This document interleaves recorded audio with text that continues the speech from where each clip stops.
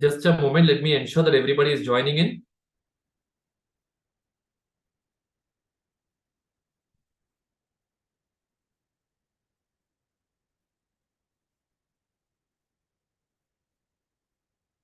Fine. I believe I'm live on YouTube also now. Perfect. Perfect. There were a lot of theory questions that came in FR this time. Understood. Understood. Got it. Got it. Friends, now let me start with this one important message for all of you. However, your FR exam has gone, do not let that affect your SFM paper. Very, very crucial. I remember my own experience, friends. When I wrote my FR examination, it was a disaster. After my self correction also, I was not getting more than 38, 39 marks.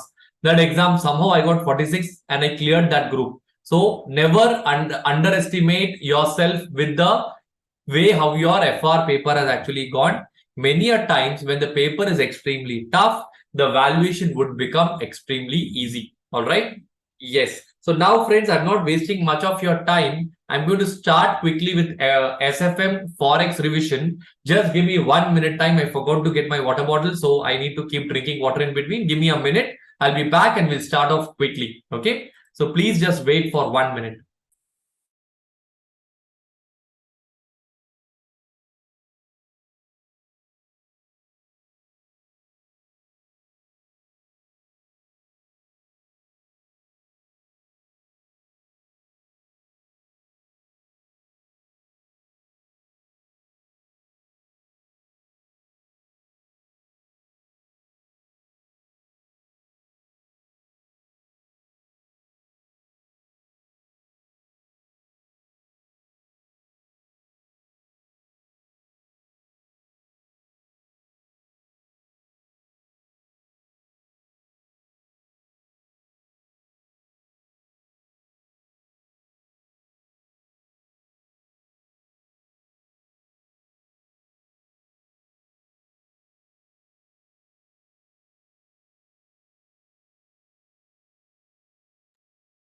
Yes, friends, I'm back over here. So shall we now resume with today's session?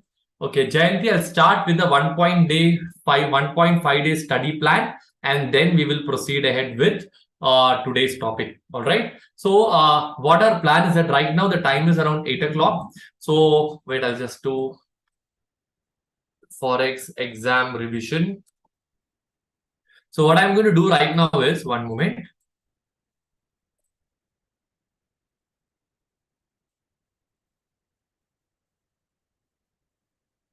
All right, I'll give you a plan. So today is what day? Wednesday, right?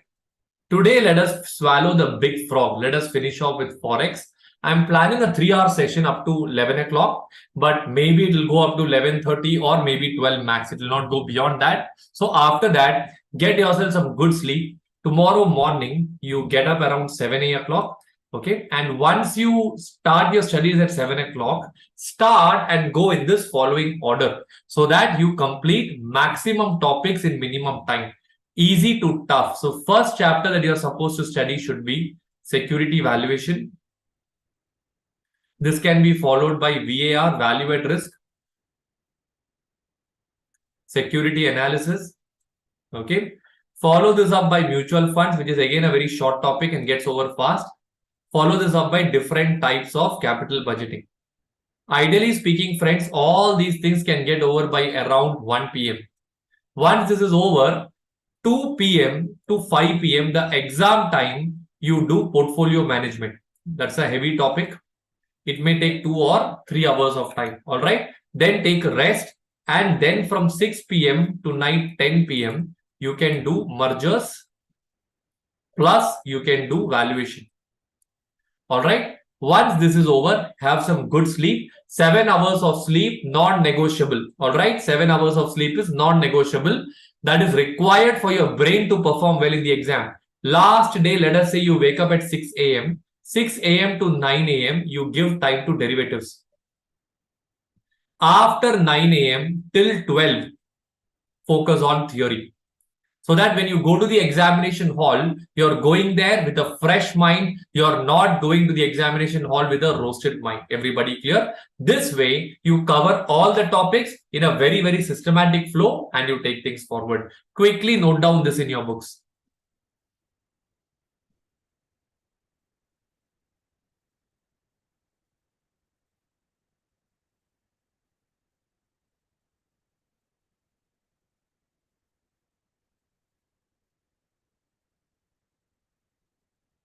And once you're done, just type done so I can quickly go to the next part.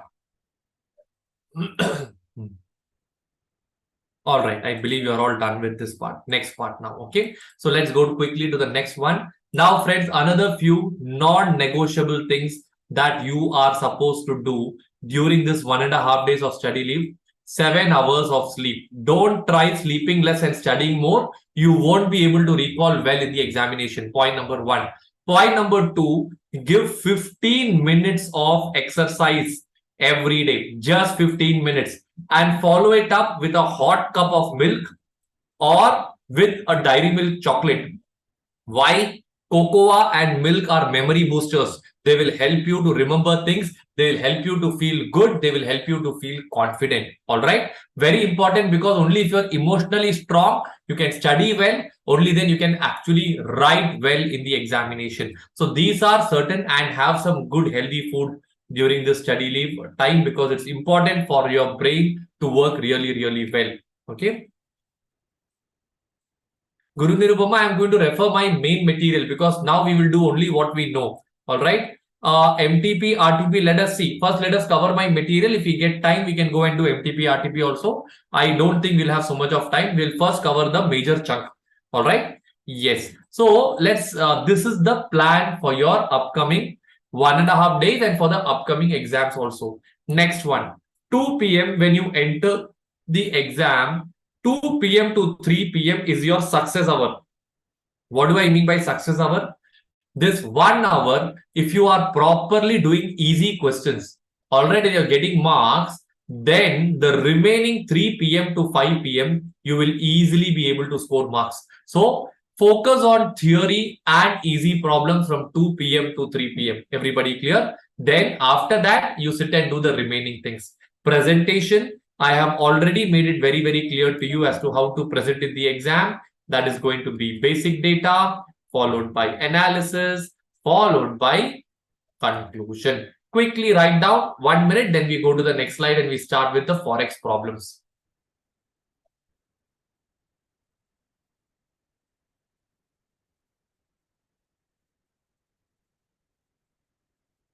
I hope everybody was able to join in comfortably. Previous slide you want? One moment. Let everyone finish this.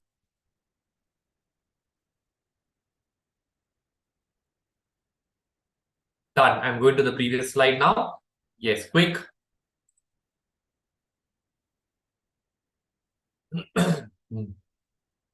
Excellent. Now I'm starting off with Forex. So friends, today being the last day, we are going to do only known questions. We don't have to simply go and crack our brains on unknown areas. So I'm taking my material and we are going to crack our material quickly together. All right.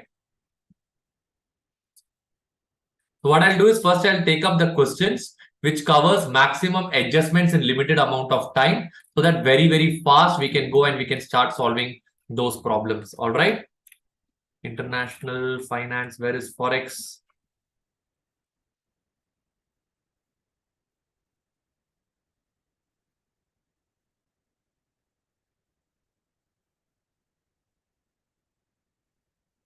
Arjun, you can refer the PPTs in a view. You really don't need to go for my video class now in the last minute. Okay. Which chapter covers capital budgeting? International, different types of capital budgeting, Aishwarya. Different types of capital budgeting. Okay. Now, friends, first question is a very basic question on bid or ask. We are covering this concept afterwards, so I'm not doing this, because anyways this will be covered in the upcoming questions. This one is a very, very good question, a question on swap points, appreciation and depreciation. All right, so let's start with this question. You want me to send these questions in the group right away now? Can somebody please put the link in the group? Wait, I don't know how to take it now in my phone. I have to take it. Just give me a minute. I'll put the link where you have to go and take it. Okay. It's available in notes. Yes, I think somebody has already posted it there. That's a YouTube link. Yes, it's in my material. I'll just put the material notes there. Done. I have put that. Okay. So let us start with question number 4 now quickly. All right. Now here they have given you the spot rate. Okay. So what I'll do is I'll do it only for one of the areas, the bid. So once you get for bid, same thing we have to do for ask also. All right. So I'll write down point number A, or we always start with what? Working note number 1, basic data. Or I'll put both the numbers, no confusion on the last day, particulars, bid, ask. Point number A. What is going to be point number A? Spot rate, that is 66.2525. Ask rate is 67.5945. Friends, they have given you the 2-month swap and they have given you the 3-month swap. Question is asking you to find out the 2.5-month swap. So tell me, friends, how will you take the 2.5-month swap? Okay, what you do is I request you all to keep on talking. Even though I cannot hear you, please keep on talking. All right. 2.5-month swap will be 70 plus 160 divided by 2. That will be 115 for the first one. And for the second one, it's going to be 138. So from this, can you tell me 2.5 months forward rate will be how much? That will be 66.2525 plus it will be 66.2640, 67.5945 plus 138. That is going to be 67.6083. This will be your 2.5 months forward rate. Parallelly, along with me, you all go on writing, friends. All right. Yes. Okay. So once you're done writing this part, next, what are they asking? Are you following at a premium or a discount? Friends, premium means appreciation, discount means depreciation. All right. So let me do the rate of appreciation or depreciation. I will write down working note number 2, rate of appreciation or depreciation. Point number A. Friends, it's raining heavily over here. I hope there will be no power failure. Point number A will be the spot rate, that is 66.2525. 2.5 months forward rate. What is the forward rate that you have? 66.2640. From this, this is rupees per dollar. Rupees per dollar. So now tell me what is happening to dollar. Dollar is appreciating. Appreciation means plus. Rupee is depreciating. So the formula would be 66.2640 minus 66.2525 whole divided by this 2525 into 12 divided by 2.5. And here based on the average rate. How do you take the average rate? 66.2640 plus 66.2525 divided by 2. That is 66.25825. Same way, how will you find out the rate of depreciation, friends? It will be minus. So it will be 66.2525 minus 66.2640 whole divided by 66.25825 into 12 divided by 2.5. So what is the answer that you get over here?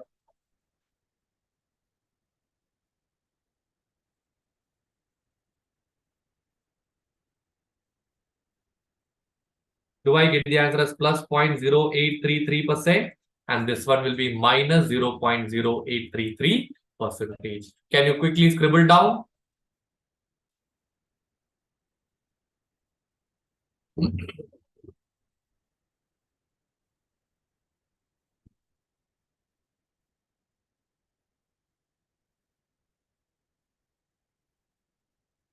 Yes, friends. Can I go to the next part?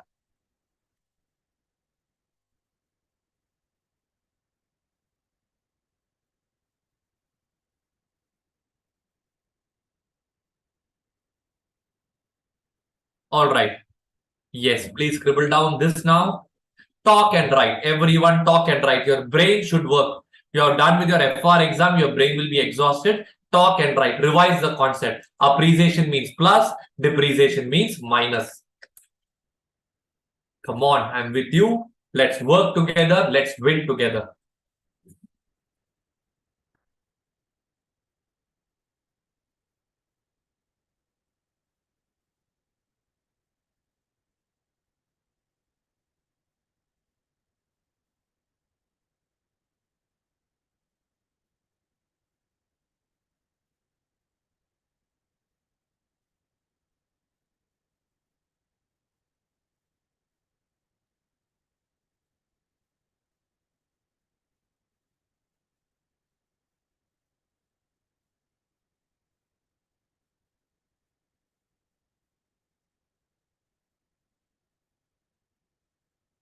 Once you're done, let me know, okay?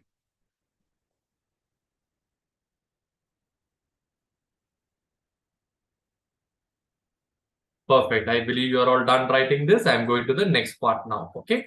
Right. So, friends, I believe you are clear with the concept of appreciation and depreciation. Okay. And we also understood swap points. Everyone tell me swap points are in ascending order, you will add. Swap points are in descending order, you will subtract. Excellent, friends. So, I'm going to the next one. Next question is a question on IRPT, interest rate parity theory. All right. So, the concept or the formula is 1 plus RH divided by 1 plus RF is equal to forward divided by spot. Now, how do you decide what is RH and what is RF? Okay, RH is the home country. So, for example, if the exchange rate is rupee per dollar, rupee will be your RH, dollar will be your RF. If the exchange rate is going to be rand per rupee, now tell me what is going to be your RH. Rand will be RH, rupee will automatically become RF. So do not feel uncomfortable when you see rupee as a denominator because we don't belong to India, we belong to planet Earth. Okay, now let's quickly solve this problem now. So here I'll write down working note number 1, basic data. Keep on talking, keep on writing. All right. They have given the spot rate 0.665 CAD bar DM. All right. Point number B, 3 months forward rate 0.670 CAD bar DM. All right. Interest rate RF is given as 7% into 3 by 12, 1.75%. Friends, normally interest is always given on a per annum basis. Okay. RH will be how much? 9 into 3 by 12, 2.25 percentage. Based on this, I have to now go and find out what is my theoretical home interest rate. How will I do it? 1 plus RH divided by 1 plus RF is equal to forward divided by spot. 1.0225 divided by 1.0175 is equal to how much is a forward? Wait, this is pending. Sorry, this will be equal to 0.670 divided by 0.665. From this, I want to find out what would be my.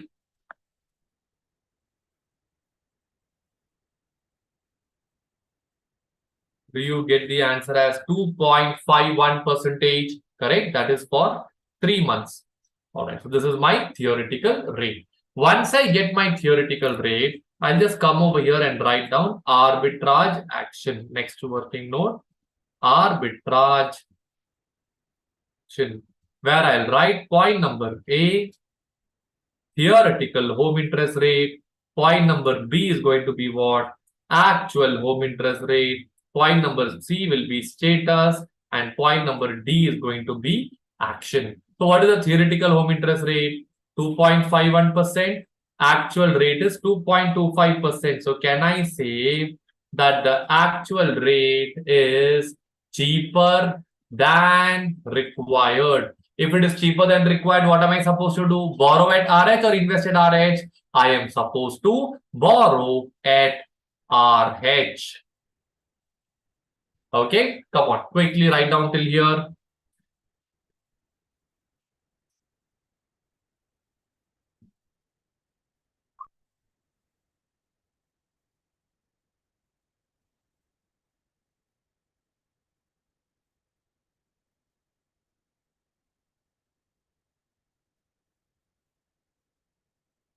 Yes, Sana, thank you for letting me know. I'll put the question number also. This is question number, what is the question number 5, right? Thank you so much, Sana.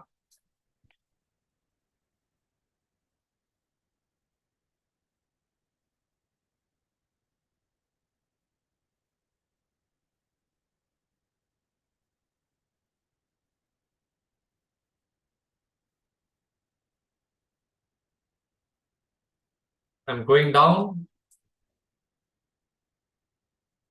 Vidya, last question. You should do it for ask rate also. I did it for bid because conceptually we are clear with bid. Same pattern you have to do it for ask also. Okay.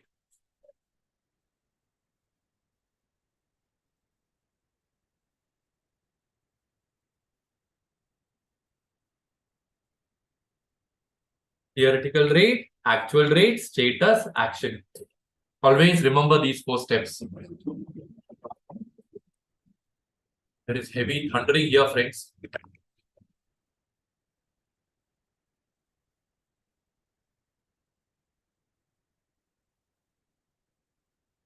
All right. Can I go to the next part now? Okay. Once you do that, exam ideally this much is enough. But I want to give you a proof also. So I'll write down the next working note heading, proof. Friends, I'll give you the proof in diagram format. Exam, you have to do it preferably in writing. CAD, DM. So what will I do over here? I will borrow 1 lakh CAD. After borrowing this, what I will do? I will convert at the spot rate. Okay. So what is the spot rate that I have over here? 0.665. So will I multiply or will I divide? I will divide. So when I do that, I'll get the number as 150375 DM. Plus on this, we will have interest. How much is the interest that you will have over here? In DM, the interest is 7%, 7 into 3 by 12 plus 1.75%. All right. So it will be 1,53,375 plus this will give you 153,007 DM. This I will reconvert and take it back at 0.670 CAD bar DM. So 153,007 into 0.670 will give you 1,02,515 CAD. All right. This is the money I will receive. This I have borrowed at 2.25%. That will be 1,02,250 CAD. Therefore, what is going to be your gain over here? 265 CAD. So how do you write in the exam? First, borrow 100 lakh CAD at 2.25%. This will increase to 1,02,250. Step number 2. This money borrowed will be converted into 150375 DM and that will be invested at 1.75%. That will give you 153,007 DM. That will be reconverted back. So like that, you can write down the same thing in a story format. Come on, friends.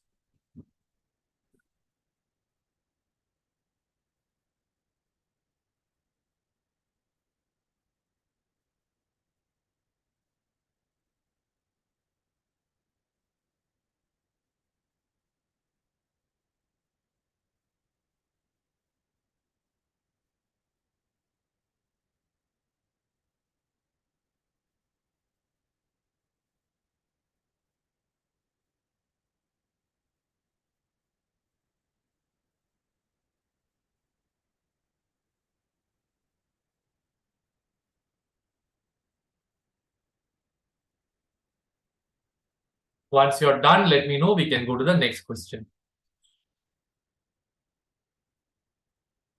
Perfect. Can I go to the next part now? Are you all clear so far? So we learned about appreciation, depreciation. We learned about swap points, and now we are learning about IRPT also. Next question. Let's check which is the next one. Cross rate. This one is a basic question. Let's do heavy problems today. Okay, I think we can keep this pending. I can do this one. This is a very, very good question, friends. All right. So I'll write down the next question heading, question number 8.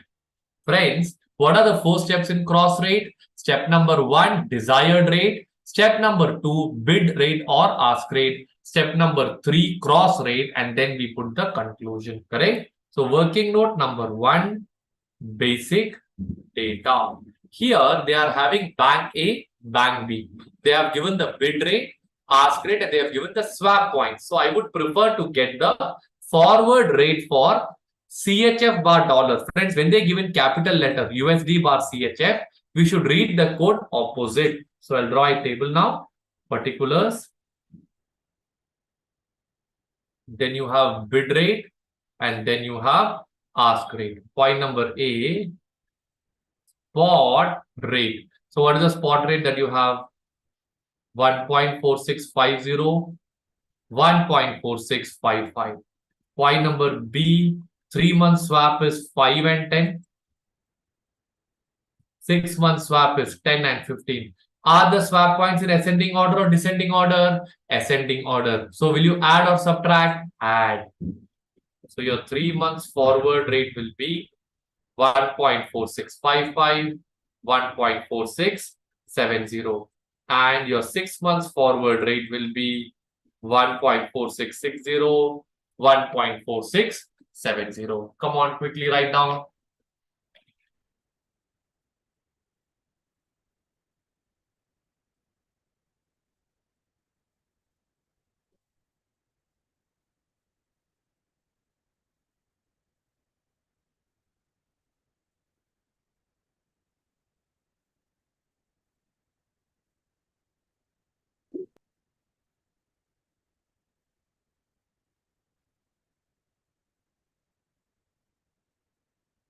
Perfect. 1.4665. Have I made a mistake over here? 1. Okay, it's going to be 1.4655, right? 3 months forward will be 50 plus 5 points. Ask. Have I done a mistake for ask? Okay. Thank you for correcting me. It will be 1.4665.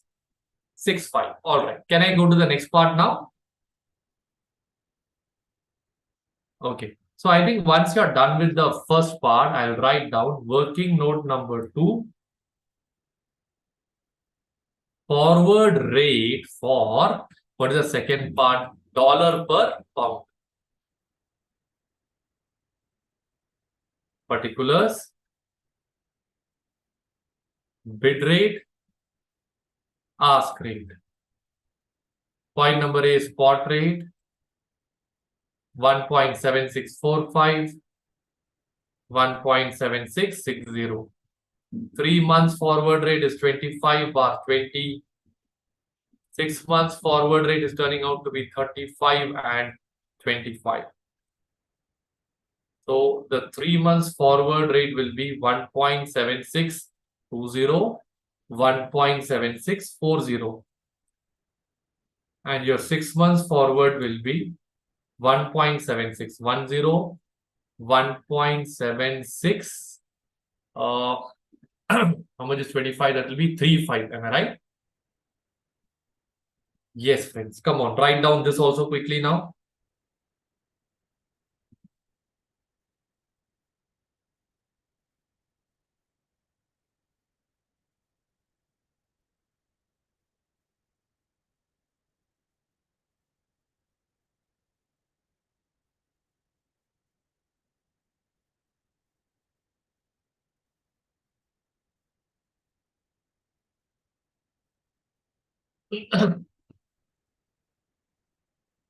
Fine. So we have got the spot rate, we have got the forward rate for 3 months and for 6 months. All right. After that, they are asking you how much minimum CHF amount you have to pay for 1 million GBP spot. So what I'll do, I'll write down the next working note.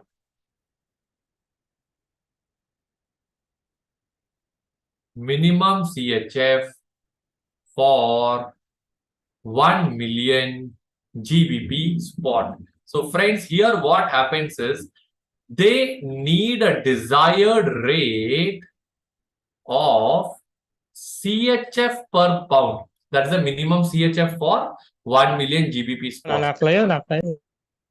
Yes. I think you muted by mistake. Sorry. All right, I have muted everyone. CHF bar pound. Now tell me, friends, in the question, have they given CHF bar pound? No, they have given CHF bar dollar and they have given dollar per pound. So what I'll do, I'll write down over here, step number 2, we need to decide bid rate or ask rate. Friends, in order to decide bid rate or ask rate, don't draw this diagram in the exam, okay? You have to first understand, I have to pay CHF to get GBP. So I need to buy pound. In return, I should sell CHF. Bank will buy CHF and in return will sell pound. It is CHF bar pound. What is the commodity? Pound. What is the bank doing? Sell. So will it be the bid rate or will it be the ask rate? Ask rate. All right. Once you get this, I will go to step number 3. What is going to be step number 3? Cross rate. Now here, what will be the cross rate? Ask CHF bar pound is equal to ask CHF bar dollar into ask dollar per pound. So now tell me, how much is my ask CHF bar dollar? Let's go and check. Ask CHF bar dollar in bank A is 55, bank B is 60. Which is the cheapest one? 55 or 60? Surekha, hold on. Swap points are descending. Yes, Surekha. Second one, swap points are descending, hence we are subtracting it. Okay. So which is a minimum? Bank A. So I will take 1.4655. In bracket, I will give bank A multiplied by ask dollar per pound. So what is the ask dollar per pound? That will be the second one. That is cheaper in bank B, 1.7650. In bracket, I can give bank B. All right. So if I do like this, what is the answer I get? Do I get the answer as 2.5866 CHF bar pound? All right. So that is the cross rate. Once I get the cross rate, I will give my conclusion. That I'll give it in the, I'll give it below step number 4, conclusion. I need 1 million GBP. So 1 million GBP into 2.5866 CHF bar GBP will give you 25 lakh 86,600 CHF. So friends, here we learned about bid rate and ask rate. Also, we learned about cross rate. Please write down. Let's slow down a little bit.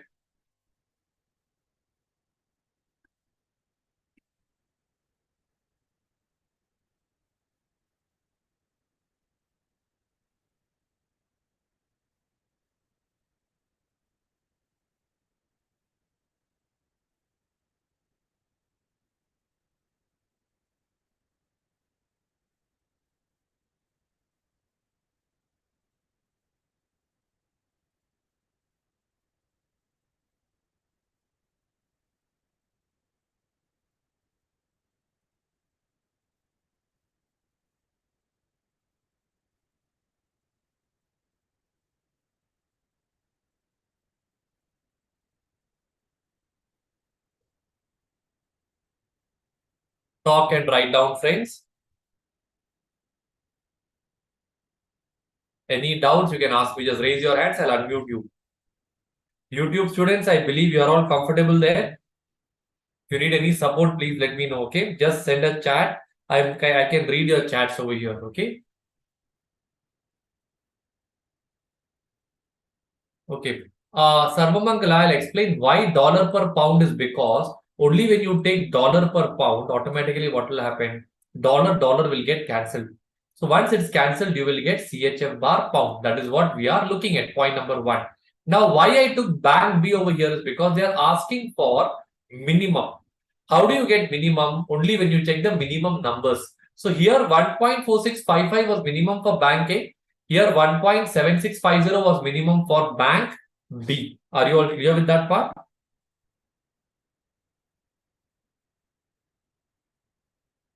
All right. Take one more minute, finish this properly because this needs some conceptual strength.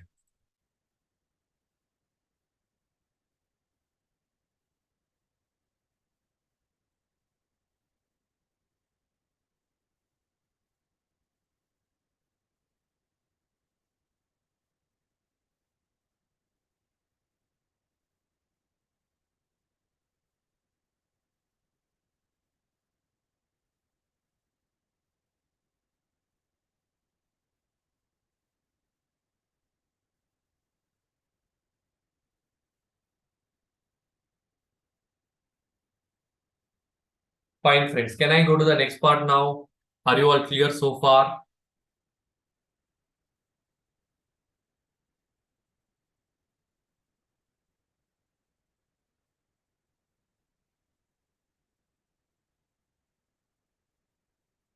If you're still writing, I'll slow down. You're all done? Are you clear now?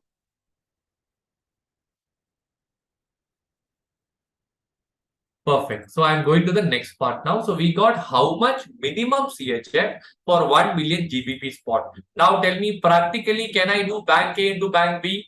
No. Practically, first I'll go to bank A, give my CHF and I will get my dollar. Then I will go to bank B, I will give my dollar and in return I will get pound. Everybody clear with this part? Okay. Now I'll go to the next requirement of this question. Okay. Fine.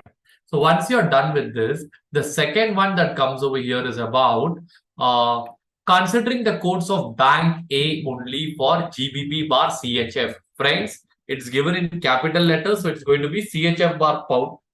You are supposed to read the codes in the opposite direction. All right. So now, what are the implied swap points? How do you find out the swap points? Forward minus spot is what you call it as a swap point. So I'll write down the next working note heading, implied swap points. Okay.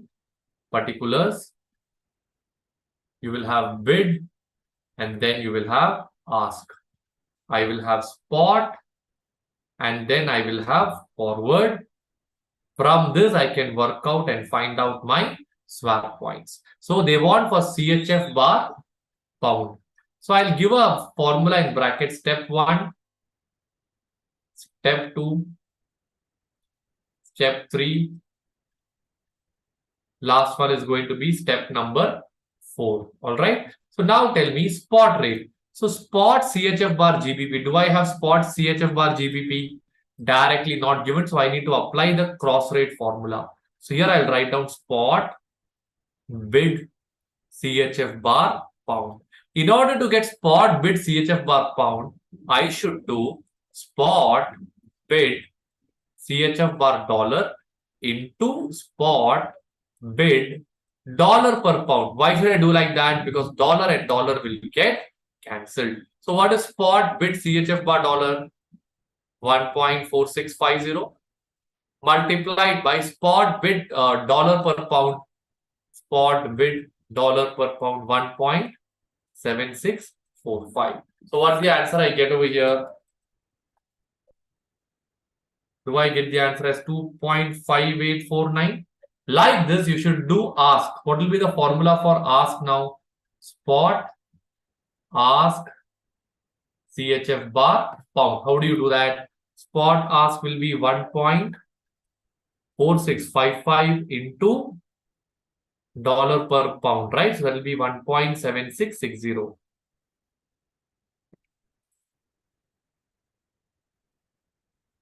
That will be 2.5880. All right. Same way I should do for the third one. Forward bid. How will I do forward bid? How many months? 3 months, right? 3 months. So forward bid will be 1.4655 into 1.7620. 2.5822. And the last one will be 1. 1 minute. I hope I did it correctly. Yeah, correct. 1.4665 into 1.7640. 2.5869.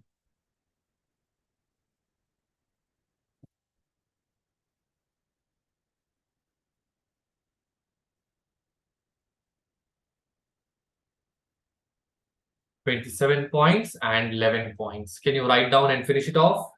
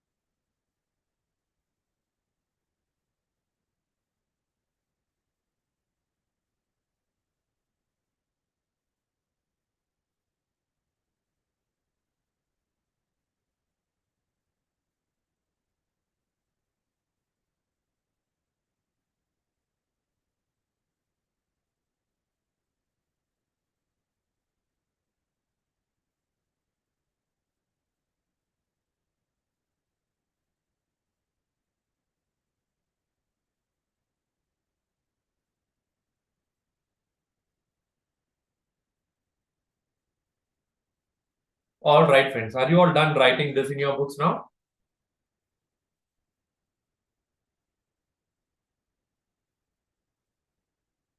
Can I go to the next part? Perfect. So I believe you are all clear with this concept also. So we are done with cross rates thoroughly. Okay. Now this question is on covering up of position. Conceptual wise, it is exactly the same as the earlier problem. All right. Swapna still writing. Please write down. Let her finish, friends.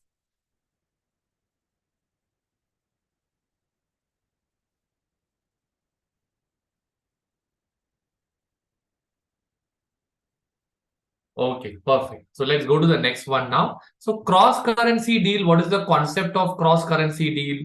It is a transaction that has got how many currencies?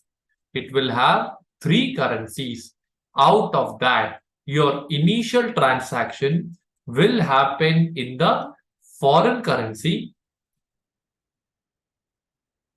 and your final gain or loss will happen in your home currency. All right. So let's do one thing. Let's quickly solve this problem together. Your Forex dealer has entered into a cross currency deal and he has sold 10 lakh euro at 1.44. So I'll write down question number 9, working note number 1, basic data. Point number A, current position. That is, what is the current position? Sell 10 lakh dollar at the rate of 1.44 euro per dollar. So do you get the answer as 14.4 lakh euros? 14.4 lakh euros. Then you have action to cancel. So what is going to be your action to cancel? Buy 10 lakh dollars at some particular rate. That rate is not given over here. So here my desired rate is actually I think that's given. Euro per dollar is given. Correct. It is given as 1.445 euro per dollar. How did I get 445? I am buying dollar. The bank is selling dollar. And dollar being the commodity, it is going to be the ask rate. So here you will end up paying how much money? 14.45 lakh euros. So based on this, I can find out either my gain or my loss. So I think here we are making a loss of how many euros? We are making a loss of 5,000 euros. Now, original transaction happens in foreign currency, but gain or loss will be settled in what? In home currency. So now I have to find out the spot rupee bar euro. Once I find out this, I can find out my loss in rupees. Can you quickly write down this?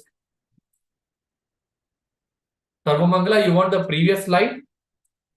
Yeah, that's just the theory part, Sarvamangala, that I had told in the class. Not relevant. It's just three currencies. Initial transaction in foreign, gain or loss in home currency. Write down this.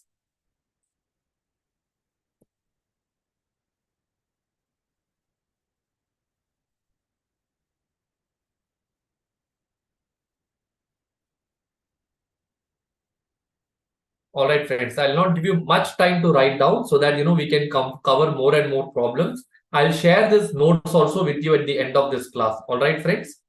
So you write along with me. Okay, friends. Yeah. Everything I'll give you 1 minute time to write down. So you write along with me so we can finish it faster.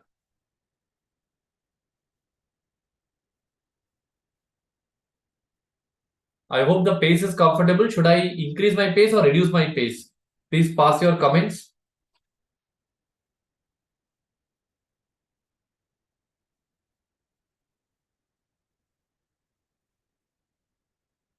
I will increase the pace. Perfect.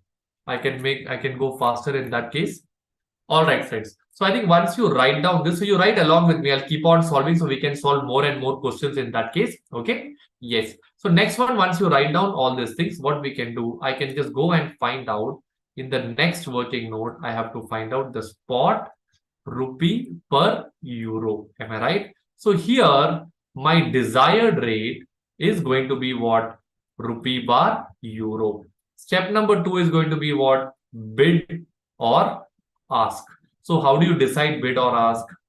I need to buy euro. In return, what am I going to do? Sell rupee. Buy rupee, sell euro. Rupee bar euro. What is the commodity? Euro, sell euro. So what am I supposed to do over here? Ask rate. Once I get this, I can go and work out my cross rate.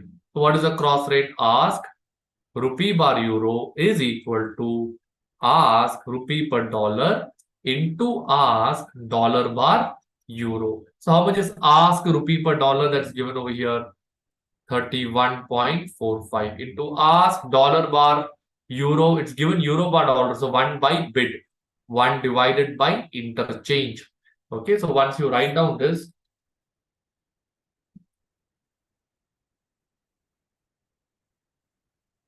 do I get the answer as 21.84?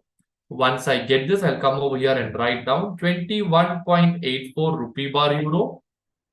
5,000 into 21.84. So you make a loss of 1,09,200 rupees. 10 seconds, quickly scribble down. Then I go to the next part.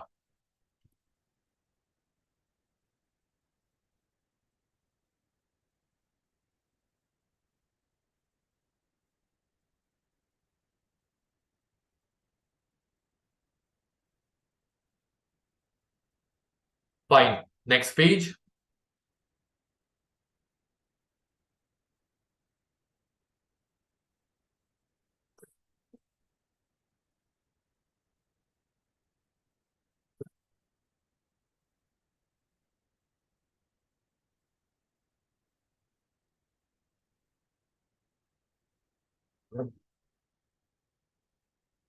Zahan, yes, the video will be available in YouTube after the session also.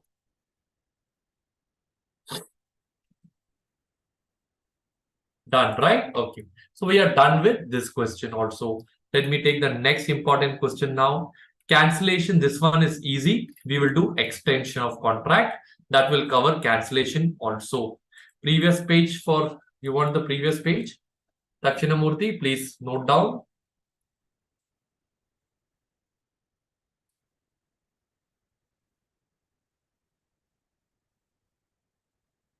Okay.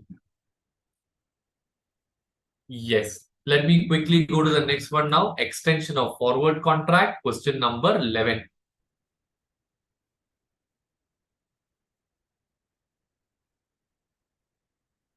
Working note number 1, basic data. Importer has requested the bank to extend the contract. So as an importer, normally what will you do? Your current position will be buy.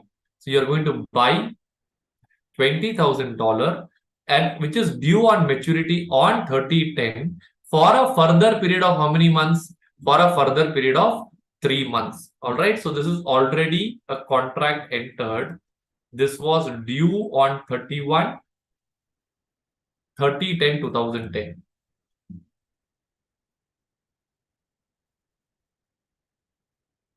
This is due on 30/10/2010 and they want to extend it for a further period of how many months? Yes. Malvika, that question PDF is shared in the WhatsApp group. Please go and check it there. Where am I? Okay, 30/10/2010. They want to extend it for the further period of 3 months. So now tell me, if there is a contract already entered for this date, how do you extend it? In order to extend, they have given the contracted rate as 42.32. Buy 20,000 at the rate of 42.32. All right. So now, if the original action is buy at 42.32, later on, how do you cancel it? You will sell $20,000 at the spot rate. Now tell me, what is the spot rate? Will it be the spot bid rate or the spot ask rate? Since I'm selling dollar, bank will buy dollar. So it will be the spot bid rate. What is the spot bid rate? 41.5. But along with 41.5, bank is buying dollar at 41.5. From it, it will reduce its margin of 0.075 percentage. So how much is 41.5 minus into $20,000? That will be 8 lakh something. And then what will you do next? You will buy $20,000 at, once you're buying, bank is selling. Ask rate. What is a 3 months forward ask rate? That will be 41.52 plus 0.93%. Correct? That's the premium.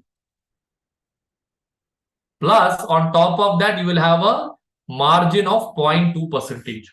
So 41.52 plus 0.93% plus 0.2%. So that's 41.99. Please put this diagram. It's a very important diagram, friends.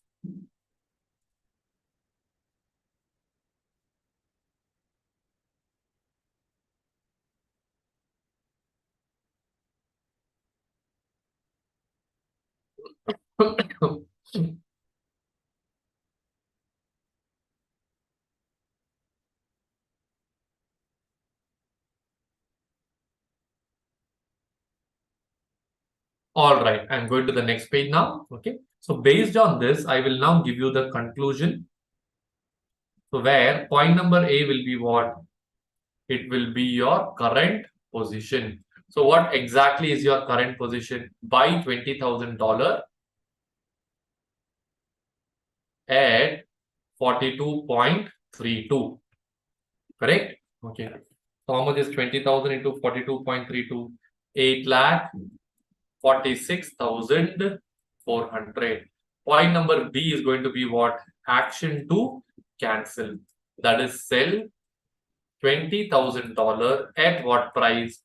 41.5 minus 41.468. 8,29,360. All right. So now from this, what can we find out? You have done buy and you have done sell. So you are going to make a loss. How much is the loss that you are going to make over here? 17,040. Okay, this is the loss that you make today. Then what will you do? Action to extend. How will you extend this? Buy $20,000 at, I think, 41.99. 8,39,800 plus 17,040. When you do, you get 8,56,840. This is the total cost to the importer. 10 seconds. Please scribble down. Then we go to the next question.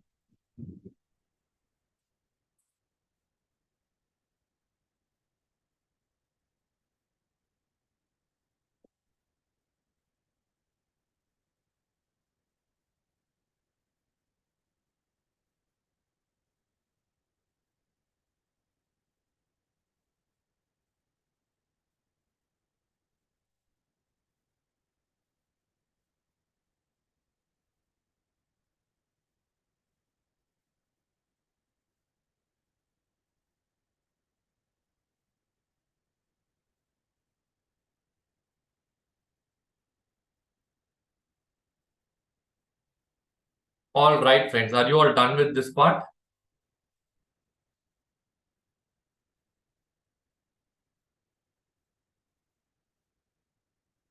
Vindhya, first we need to cover my material. We are going in a planned manner. Just in the end of the session, remind me. We'll take that and we'll do it. Okay, Vindhya?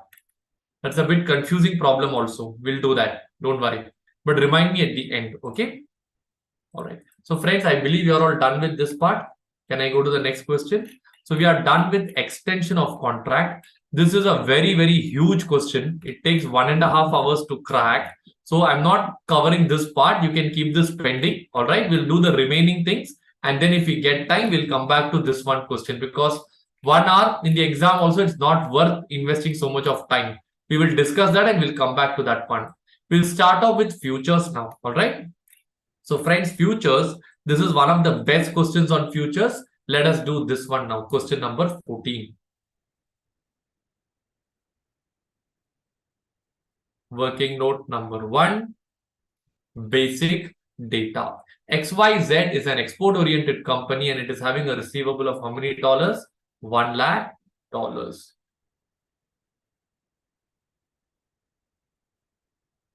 Receivable $1 lakh. What is the duration that they have told over here? Duration is going to be 3 months. All right. Then the following information is available. They have given the spot rate. What is the spot rate that they have given over here? 0.02140. They have given this is dollar bar rupee. 3 months forward rate is given. 0.02127 is given. Next, they have given contract size is 4,72,000. 4,72,000 is the contract size. And the future rate, that is F0 for September, is given as 0.02118 dollar bar rupee. Down when you come, margin for September. Margin for September is given as 15,000 rupees per contract. Then they have told interest for September. That is turning out to be how much percentage? 8%. And they have given the S1. S1 as 0.02133 dollar bar rupee. Okay. And the next one is currency future rate, or F1 is given as 0.02134 dollar bar rupee. All right. This is the basic data. So we have to solve this using 3 options: forward, futures, and what is the last one? No hedging. So I'll write down working note number 2. We will start with no hedging. So here you have $1 lakh divided by directly S1. You don't do any hedging. 0.02133 dollar bar rupee. So you get the answer as 81 lakh. Sorry. 46 lakh 88,232. Okay. Working note number 3, we can go for what contract now? We can go for forward contract. Now, if I go for forward contract, it will be $1 lakh divided by whatever is the forward rate. That turns out to be 0.02127 dollar bar rupee. That will be 47 lakh 1,457. Fine. If after these two, we'll go to the last method called as futures. 10 seconds. Can you scribble down this and understand this part?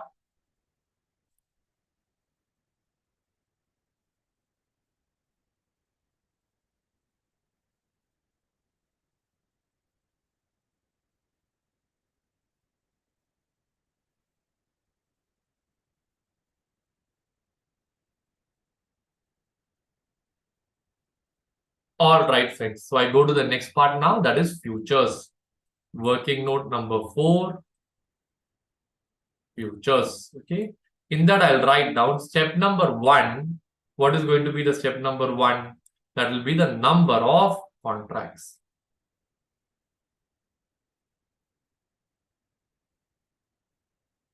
Number of contracts. Okay. Here, we'll first write down the dollar receivable.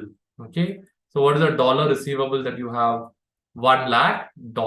We will take the future rate. What is the future rate? 0.02118 dollar bar rupee. Am I right? Correct. So once I take this, I will find out what is my rupee receivable. So tell me how much will be my rupee receivable. Do I get the answer as 47 lakh 21,435 rupees? Am I right? Okay. So once I get this answer, I will take my contract size. So what is my contract size? 4,72,000. Correct. From this, can I find out what is going to be my number of contracts? That will be 47, 21, 435 divided by this. 10.003 04025. This is the only one place where I don't ask you to round off and I have asked you to do a chart. Chart will go in how many layers? It will go in 3 layers. 10.00304025. Out of this, 10 contracts will go under futures. Balance will go under no hedge. So that will be 10.00304025. In the same proportion, when I do, I will get 47,20,000 over here, and here I will get 1,435, and here I'll get $99,969.60. Here I will get $30.40. Come on, quick, scribble this down.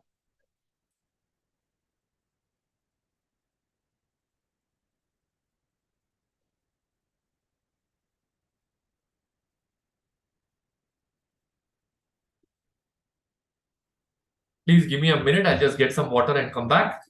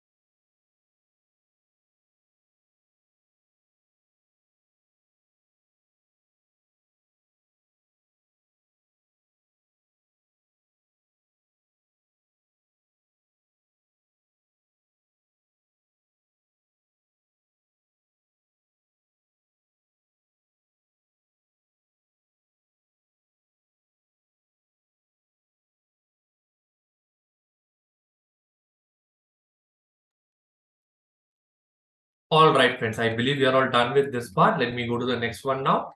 Okay, so once we are done with this, now we have to go by the remaining steps. Step number 2 being a receivable, we will have 3 steps, that is sell future, buy future, sell spot. So here it will be sell future. Here I'll write down not 1 lakh. How much will come now? $99,969.60. Dollar bar rupee. Do I get the answer as 47,20,000? Are you familiar with this number? Okay. Step number 3 is going to be what? Buy future. So then what will you do? 99,969.6 divided by F1. What is the F1 that is given over here? 0.02134.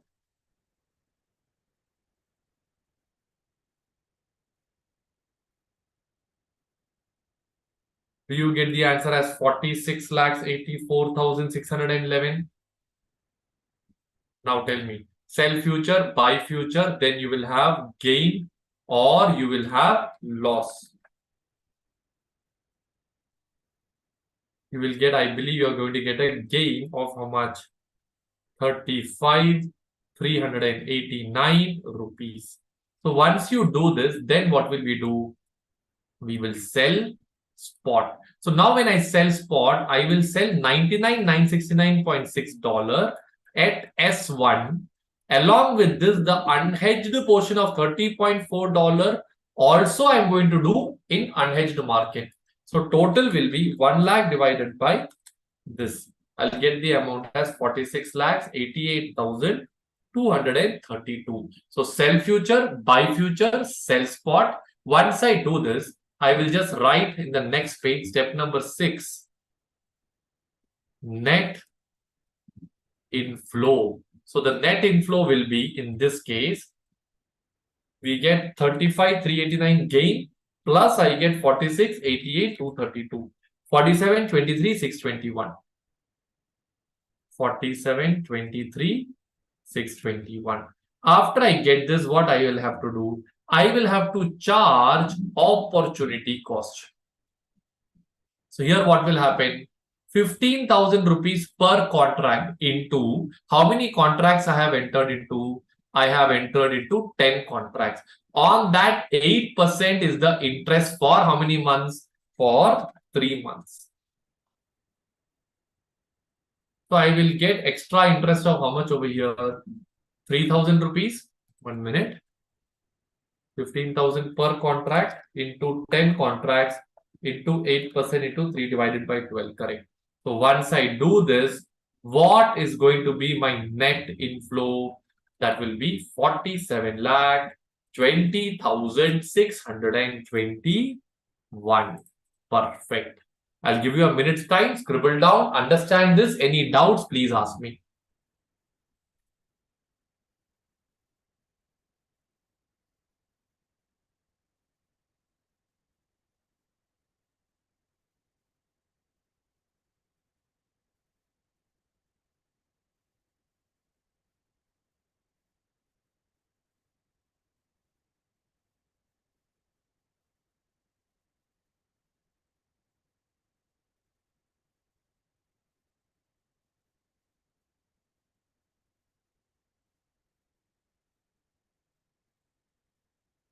All right, friends. Can I go to the next part? Veena, you can do it by forward instead of no hedge. You can do like that. If that is the case, what is the forward rate that they have told over here? Is it given as 0.02127? So here you can write down, instead of this, you can write down 0.02127. You can write down. Okay.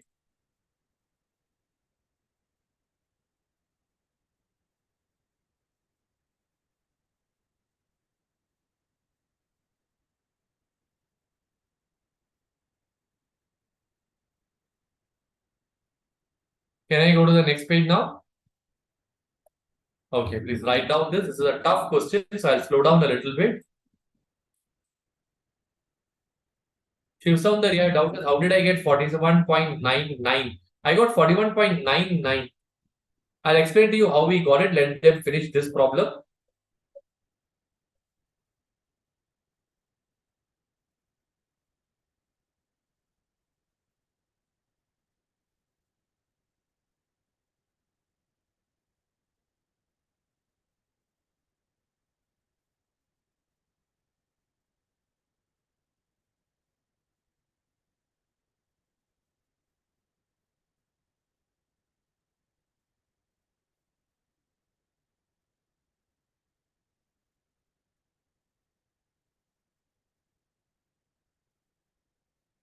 All right, friends. So I believe you're all done with this part. Perfect. Malvika, as of now, it's there on YouTube. I would preferably keep the recording maybe for one day and remove it by tomorrow. That is the plan as of now. Okay. Now, I think you're all done with this part. Can I go to the next one now? Wait, Shiv Soundarya, your doubt, I'll just clarify right now. I'll share the notes also today night itself. See, here it is 41.52 is the rate. Plus, there is a premium of 0.93%. Along with that, you have 0.2% extra. So, total becomes 41.99. Shiv Soundarya, are you clear now? Perfect. All right. So, I believe we are all done with this part. I'm going to the next question now. Okay. So the next question, let's see which one we are going to do. Money market hedging, a crucial area. So we need to do both receivable as well as payable. You are in UK. You have to receive 3,50,000. What is the question number 15? Working note number 1. Basic data. All right. So now here, how much is the receivable that you have over here?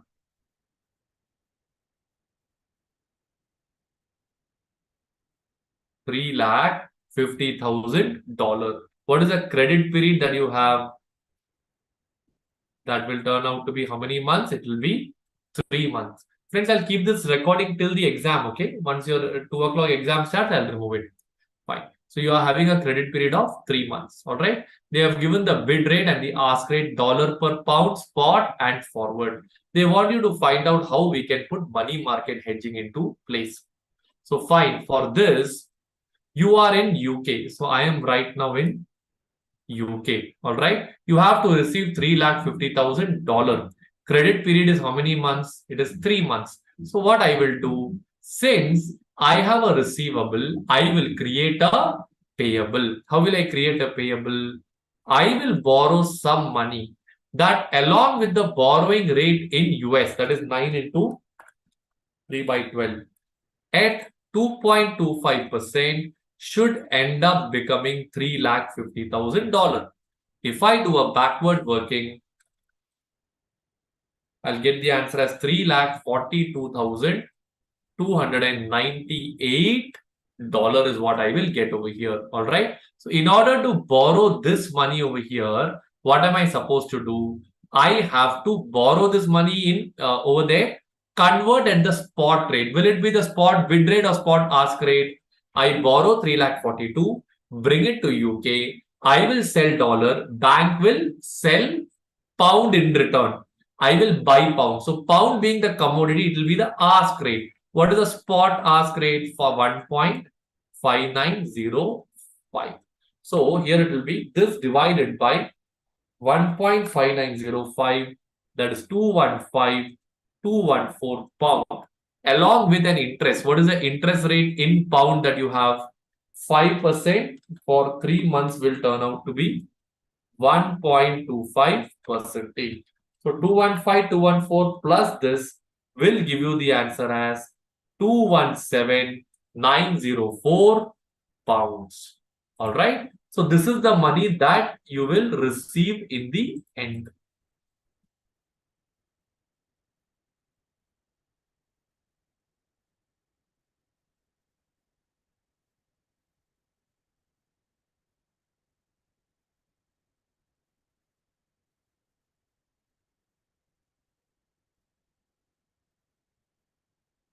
So how will you write in the exam? Since we have a since we have a receivable, we will create a liability by borrowing in dollar. Dollar to be borrowed will be this. Then this dollar will be converted, and then the remaining steps you can write down in your own story format, point by point.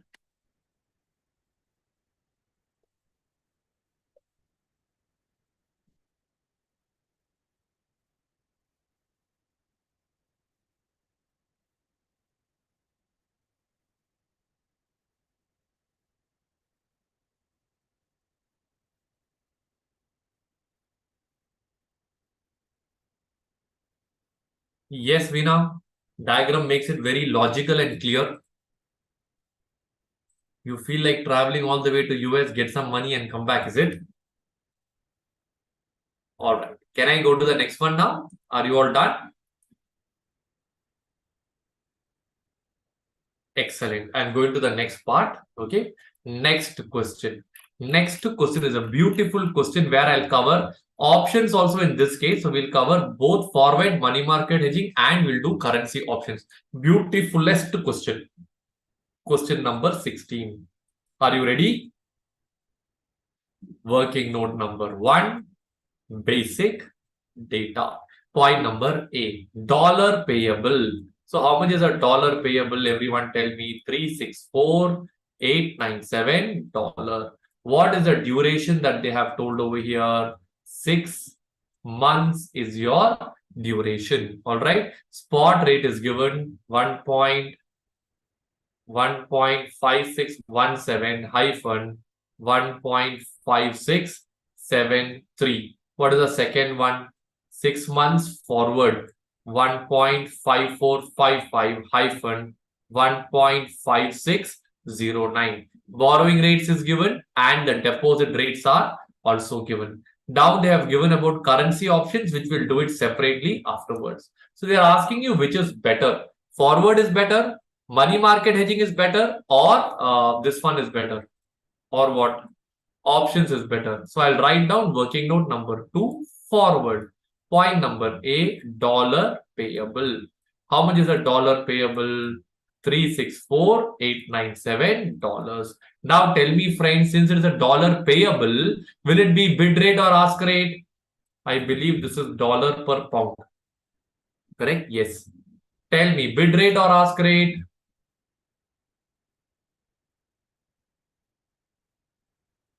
I have to buy dollar. The bank is going to sell dollar. In return, the bank will buy pound. Pound is the commodity. So it will be the forward bid rate. That will be $1.5609 per pound. Okay. 364897 divided by 1.5609 to wait. I think I made some mistake here. Bid rate, sorry, that's 1.5455. Okay, so 364897 divided by 1.5455. So you get the pound payable as 236103 pound.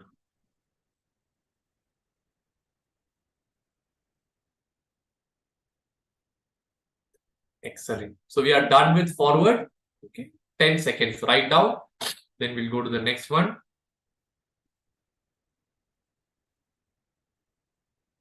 Okay. Once you're done with forward, I'll write down working note number 3. That is going to be your money. Yes, Nikita, you have a doubt? Yes, Nikita, please tell me. Sir, with respect to the sum number 15, Okay. there it is, the currency is pound per dollar, right? Sterling per dollar. Dollar per pound. No, it is pound per dollar. Dollar per pound.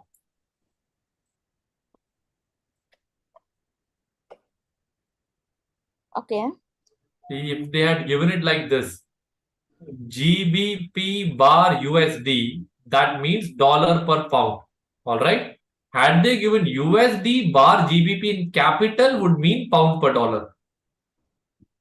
But here in this question, the exchange rates are very clear. They're given on a straightforward manner.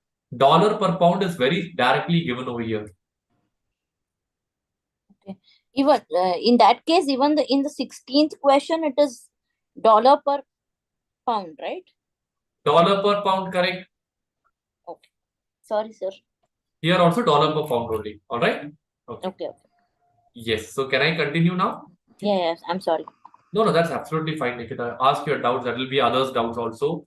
So next working note, we will try doing it using money market hedging. So everyone keep on talking with me in this question. Do I have a receivable or do I have a payable? I have a payable. So what will I do by going in US? Will I create an asset or will I create a liability? I will create an asset. How will I create an asset? I'll deposit some money in US, all right, which along with the deposit rate of US, that is 4.5 into 6 by 12, that is 2.25%. This along with 2.25% will turn out to be $364,897. So my X value will be 356,867 dollar. All right, 35686. That is the dollar that will be deposited. Now, in order to deposit this, first I should borrow some pound. Okay, then I should give this pound to the bank. Bank will buy the pound and bank will give me dollar. Am I right? So, when I'm giving pound, bank is buying, it will be the bid rate. I need to use the spot bid rate. What is my spot bid rate? 1.5617. Using my spot bid rate, I will receive $356,867. That is what I will go and deposit over here. So if I do a backward working, 356,867 divided by 1.5617 will give you the answer as 228,512 pound. 228,512 pound. So once you get this number, this will be borrowed in UK along with 3.5%. So how much will that turn out to be? That will give you 236,510 pound, and this is going to be the money that will be payable by A Limited. Come on, friends, put this diagram.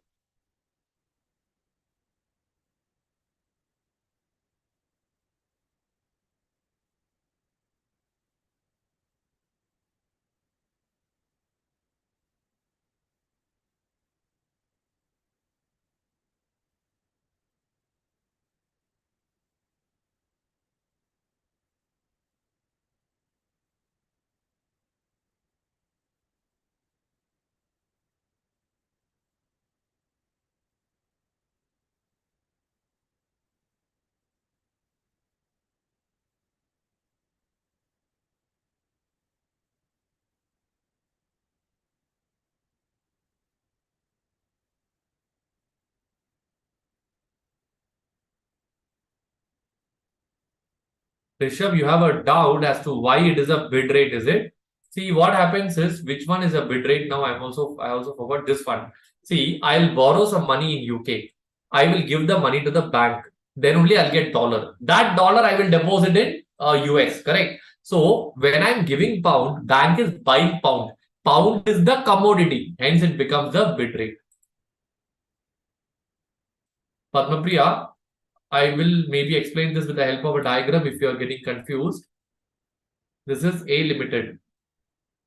A Limited will first borrow in pound from a bank. After that, A Limited will sell this pound to the bank. Am I right? So if A is selling to the bank, what is the bank doing? Bank is buying pound. If bank is buying pound, it will be nothing but the bid rate.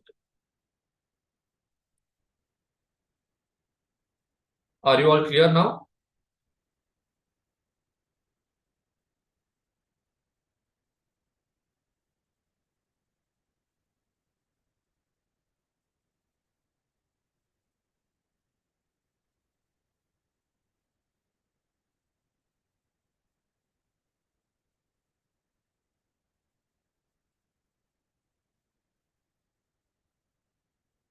All right, friends. I believe you're all done with this. Can I go to the next one now?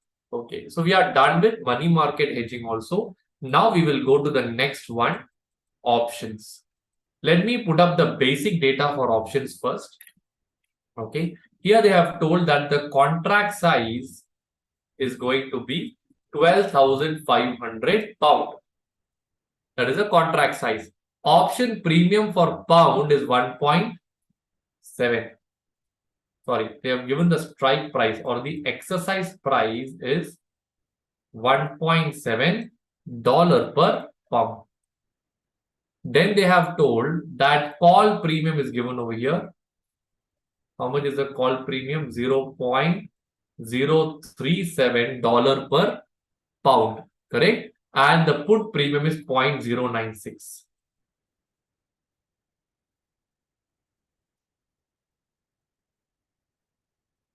Dollar per pound.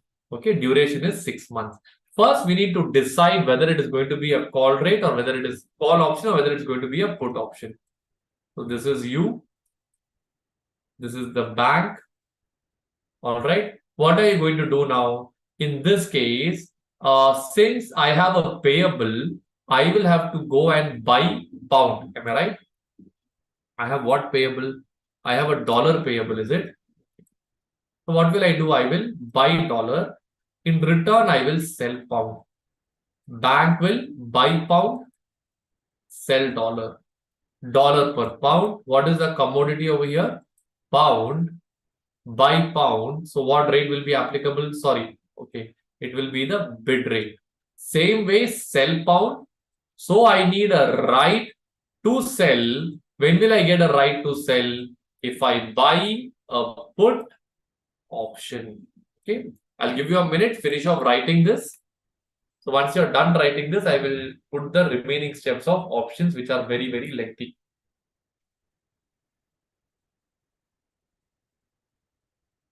Friends, in the last 1.5 hours, we have covered a lot of Forex.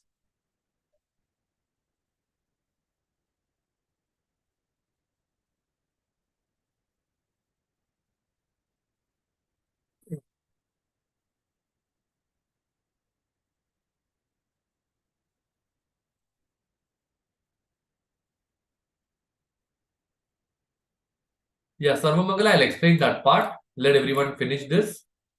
Okay, Arvind, you want me to explain why it is buy a put option? See, I have a dollar payable. So I will buy dollar. If I'm buying dollar, what am I selling? Pound. Here, what is the commodity? Pound is the commodity, correct? So what will happen if pound being the commodity, I'm doing sell. So I have a right to sell. So in that case, it will be what? Put option. Friends, I'll just change the layout of my screen to black. It's putting a little strain on my eyes. Just a moment.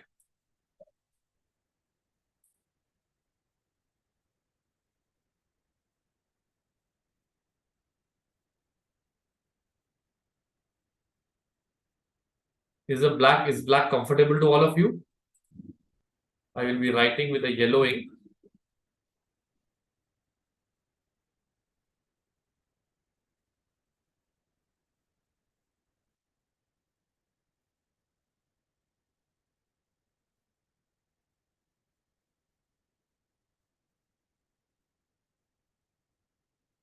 All right.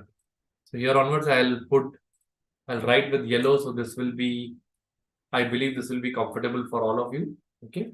Yes. So next working note, or I'll put the amount payable under option. Wait, before that, Sarvamangala, I'll just clear your doubt. What was your doubt over here actually? Why did I take, let me just check your doubt again.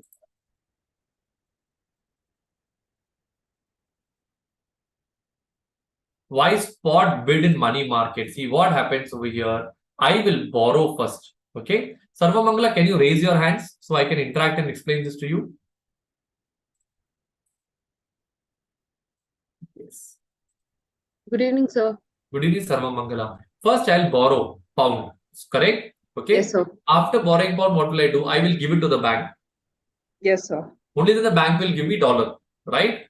Right, sir. That dollar I'll deposit in US. Okay. So when I receive dollar, okay, I am giving pound.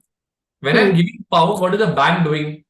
Bank is buying the pound. Bank is buying the pound, pound being the commodity, it will be the bid rate. Bid rate. Okay. Got All it, right. sir. Okay. Thank Thank you. you.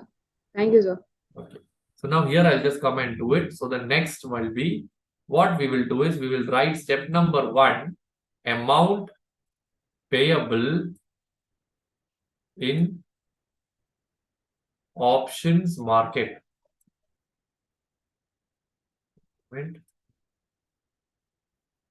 Okay. So here what will happen? How much is the pound or how much is the dollar payable?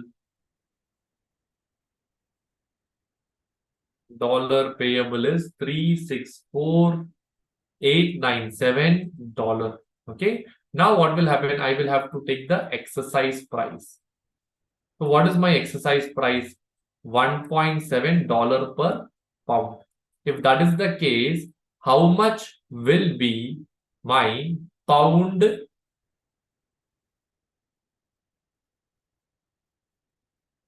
How much will be my pound payable? 364,897 divided by 1.7. 214,645 pound. All right. So when you get this 214,645 pound, this is the pound that I'm supposed to. 1 minute. Yes. What is the contract size that I have over here? If I'm not wrong, it is 12,500 pound.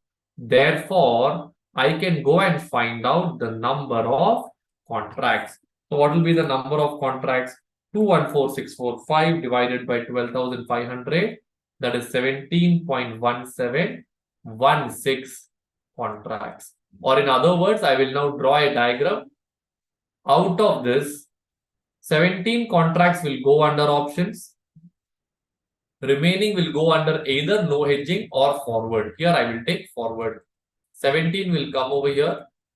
0.1716 will come over here. All right. Next one. 214,645 divided by 17.1716 into 17. 2,12,500 pound will come over here. Here I'll get 2,145 pound I'll get over here. 364,897 So they'll get $361,250, and here it will be $3,647. Come on, scribble down this quickly.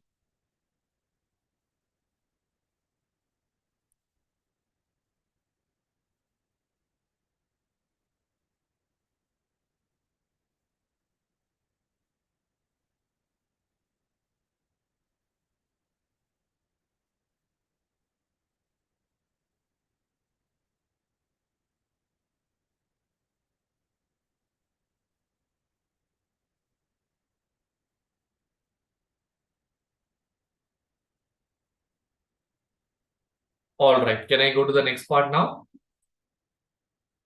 Okay, so once you get these numbers, then I'll write step number 2. Oh, sorry.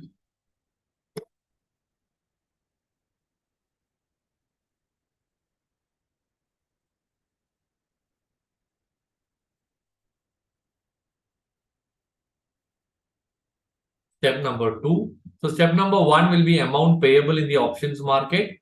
Step number 2 is going to be 1 minute. I think here step number 1 will be number of contracts. So here I'll just put this and I'll write step 1, number of contracts. Okay.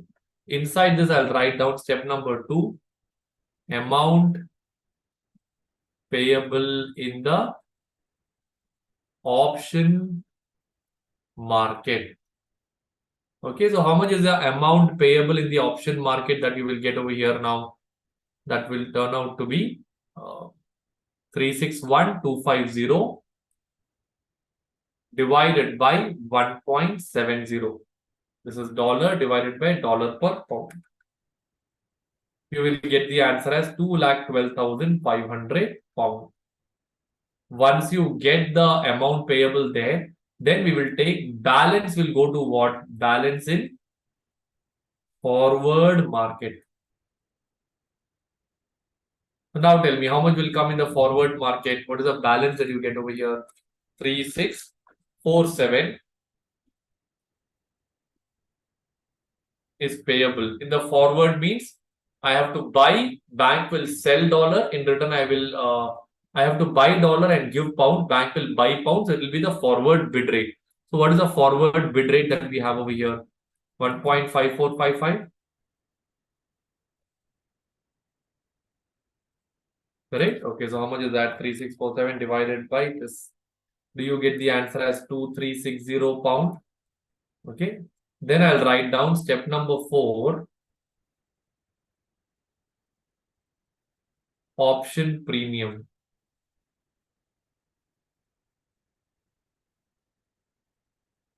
Option premium. So here what will happen? How much is the premium that I have to pay? The premium that I have to pay over here will be, how much is the premium for put that they have told over here? Put premium turns out to be $0.096. So it will be 212,500 pound into $0.096. Do you get the answer as $20,400?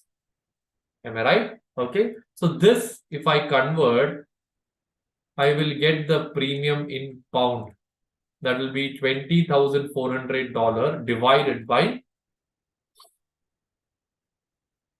$20,400 divided by the spot. I have to pay this pound today, right? This dollar today. So I will buy dollar, sell pound. It will be the spot bid rate. What is the spot bid rate? 1.5617. How much is that? 13,063 pound today. Okay. So I have to add interest now. How much is the interest that they have told over here in UK? 7%, that's 3.5%. 13,063 into 3.5% will be 457. All right. So once you write down this, what is the closing balance that you get over here? Do you get the closing balance as 13,520 pound? Closing balance. So how much money I have to pay? I need to pay this plus this plus this. So what is the total I'll get?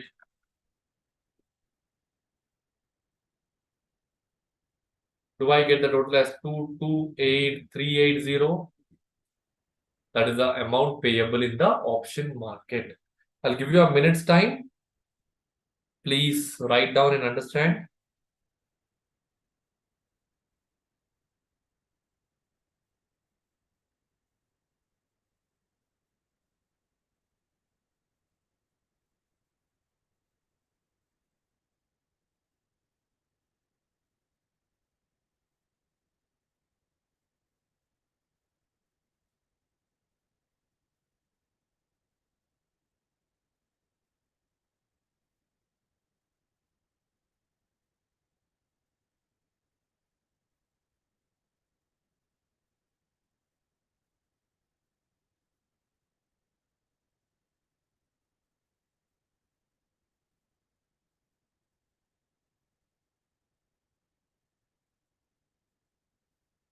Are you all done? Let me know once you are done, okay?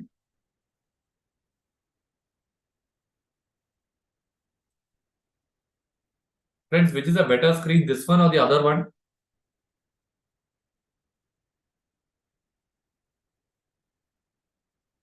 Padma Priya, because premium is paid now. So we have to add interest and take it forward.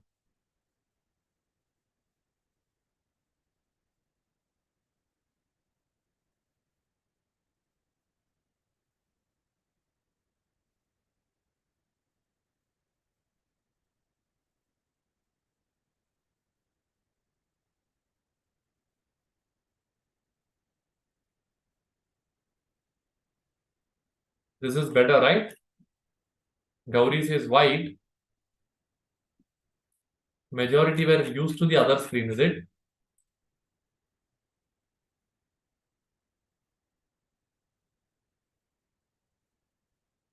All right, friends. Are you all done writing this? This is a heavy problem. I'll give you some cool off time.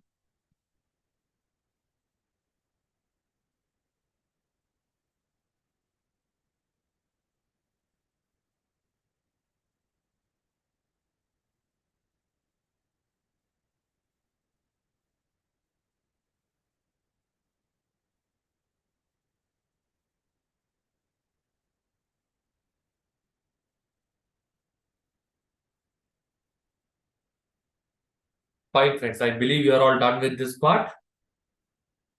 Are you all finished? Can I go to the next question?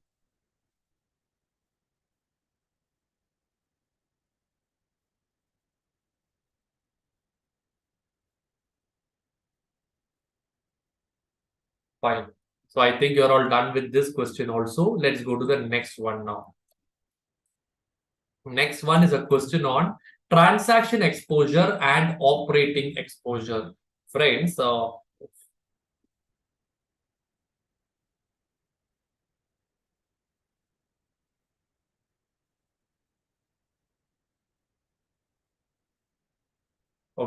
So next one is a question on transaction exposure and operating exposure. What do you mean by transaction exposure? Profit now versus profit later. All right. So here I'll do a table right away now, particulars. What is the question number?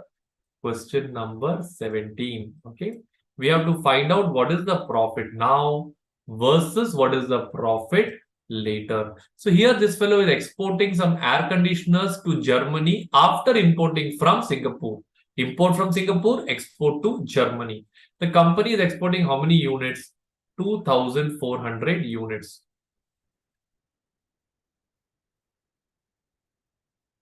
Point number B over here will be they are selling at a price of 500 euro. So selling price is going to be 500 euro. Once I sell, I receive euro. I give it to the bank. Bank is buying euro. It will be the bid rate. So what is the spot bid rate that I have over here? 51.50. Whereas if I do it later, I will take the forward bid rate. What is the forward bid rate? 52.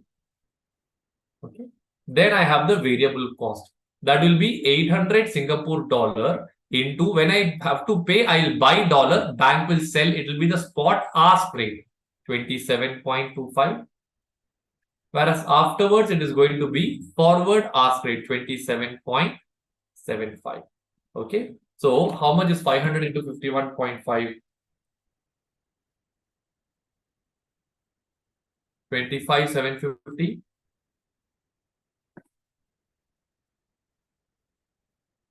21,800. Here you get 26,000. Here you get 22,200. Apart from this, you have variable cost and fixed cost, that is 2,500. I'll put it as other cost. 2,500, 2,500. So, what is the profit that I make now? 25,750 minus 21,800 minus 2,500. Do I make a profit of 1,450 now? Whereas later on it will be 1,300. So what is my transaction exposure over here will be, transaction exposure will be the difference between this 150 into 2,400.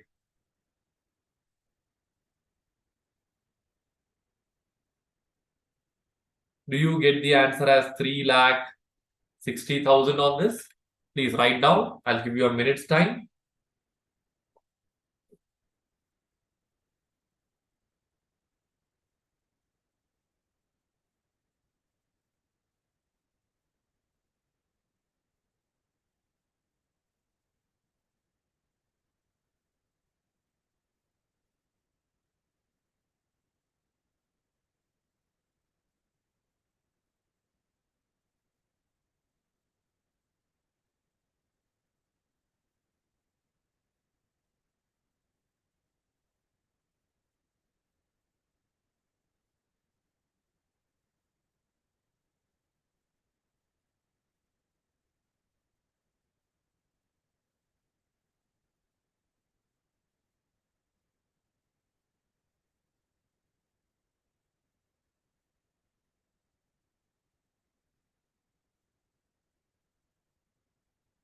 All right, friends. I believe you're all done. Can I go to the next part now?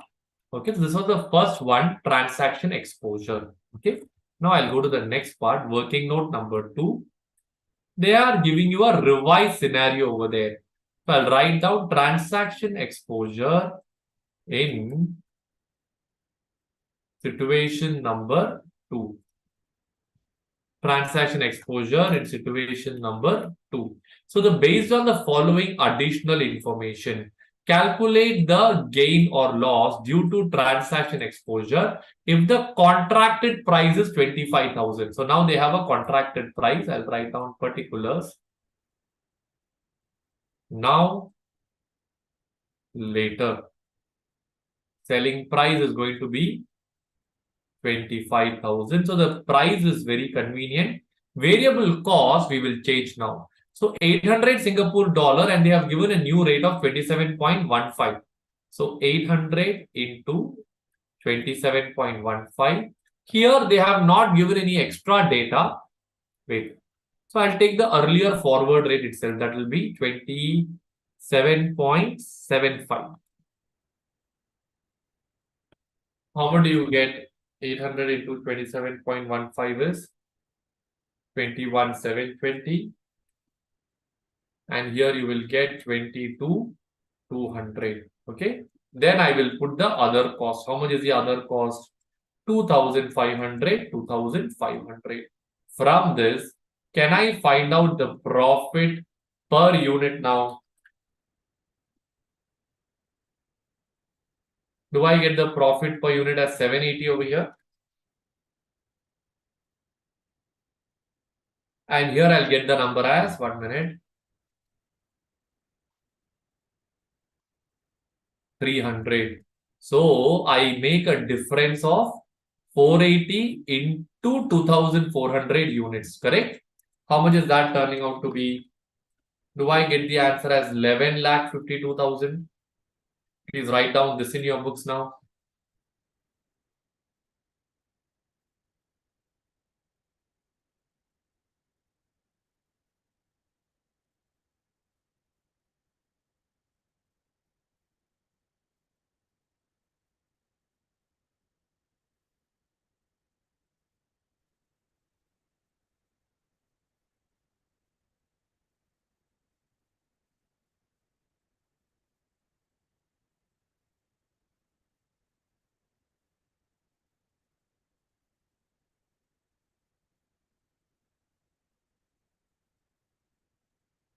All right, friends. Are you all done with this part? So, friends, you want the previous slide, Gokul? 1 minute. How is the pace, friends? Should I increase or should I decrease the pace? Your brain would have been saturated now, is it?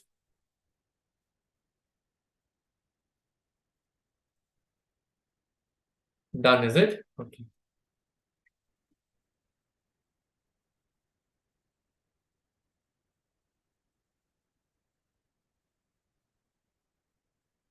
Decrease.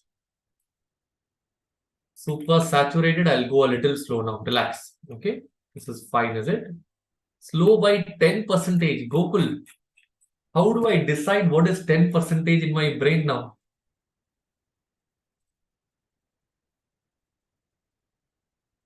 I'll give you a 5 minutes cool off time after this question. Okay. Relax.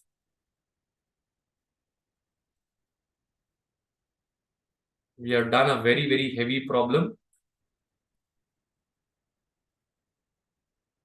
I will decrease. I'll decrease. Sorry, friends. I'll decrease. Earlier, all of you told increase. I was thinking I'm going slow. So I increased. Write down. Take your time. Write down.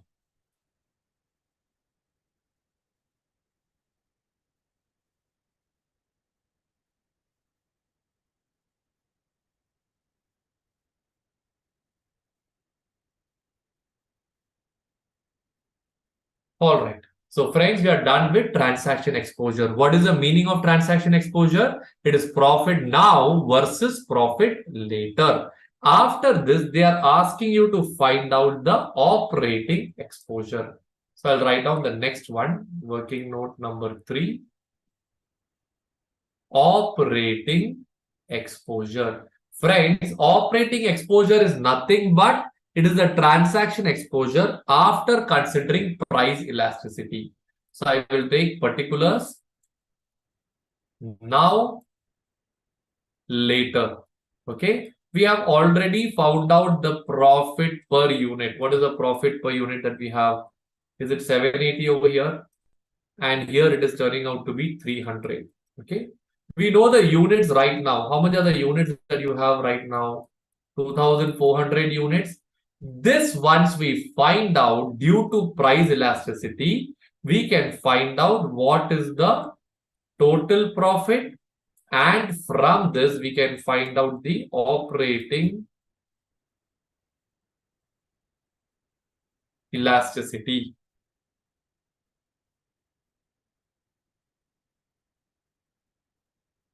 Okay, just put down this in your books.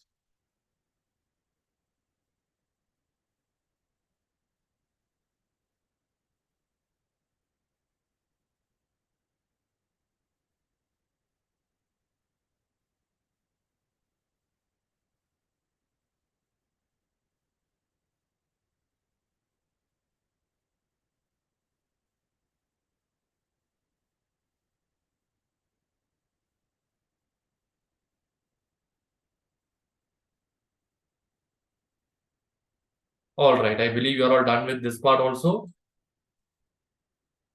Your brain is also processing slowly, Vindhya. We are almost done. Okay, don't worry. We are almost done. I'll give you a 5 minutes cool off time after this. Then we'll proceed. Let's just finish this fun question. Okay. We had a non-stop 2-hour session after your 3 hours of FR. So I really respect you all. Please be cool. Done with this. Now we have to find out from the German point of view how he will take his decision. So we are going to do it from whose point of view? German fellow's point of view.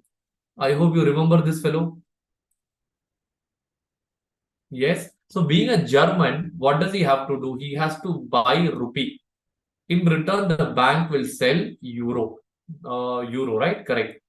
He will sell euro. Sorry, bank will sell rupee, buy euro.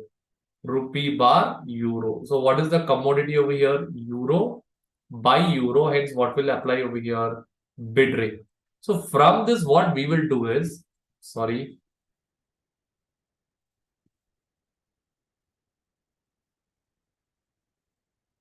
Okay, so here what I'll do is I'll write down, okay, euro to be paid today. So today, if you are paying, you will have to pay 25,000 divided by the spot bid rate. What is the spot bid rate? Is it 52?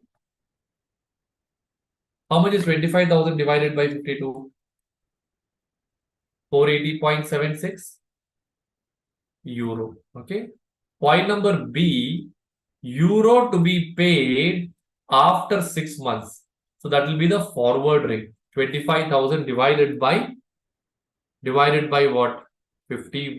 Sorry, I've taken the wrong rate here, I think. The new rate is 51.75. Sorry, this is 51.75. And here it will be 52. 483.09.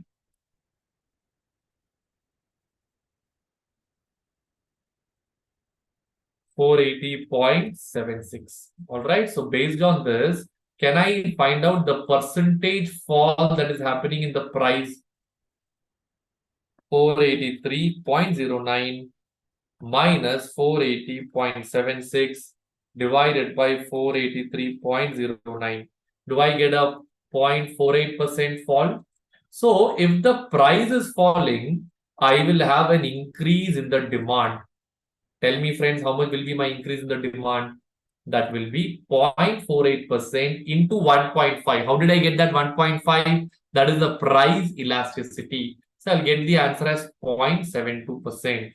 Once I get this, I can find out my revised demand. So now my demand will be 2,400 units plus 0.72 percentage. Do you get the answer as 2417 units? Okay. So here I'll come and write down 2417 units. So 780 into 2400 will give you 18,72,000. 2417 will give you 7,25,100.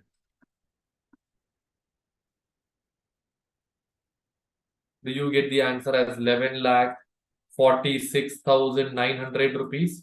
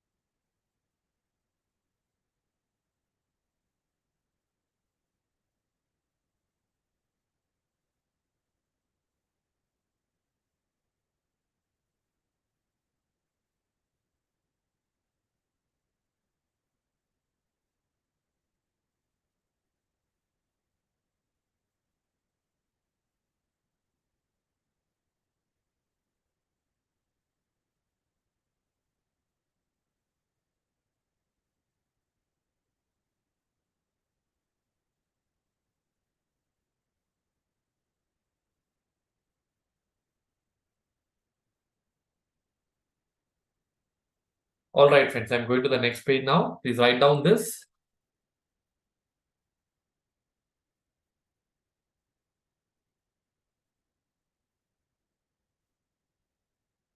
I'm going to the next page now. Please write down this. Gokul, I believe Sarvamangala has explained that to you, how we got this part.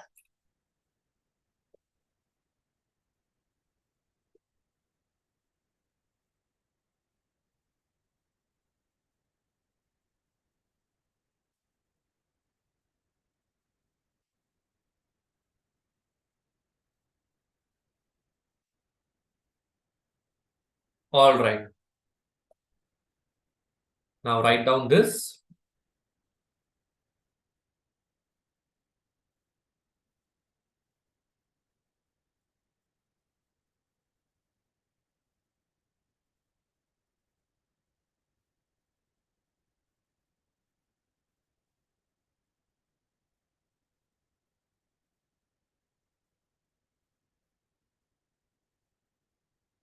This is the crucial part. Just write down.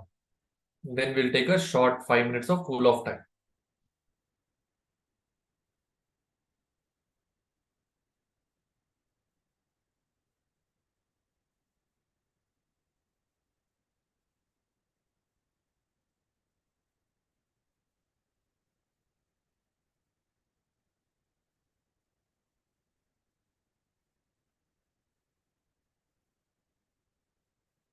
Kirtana, you want the previous slide? Did everyone finish writing this? I'll show you the previous slide after that.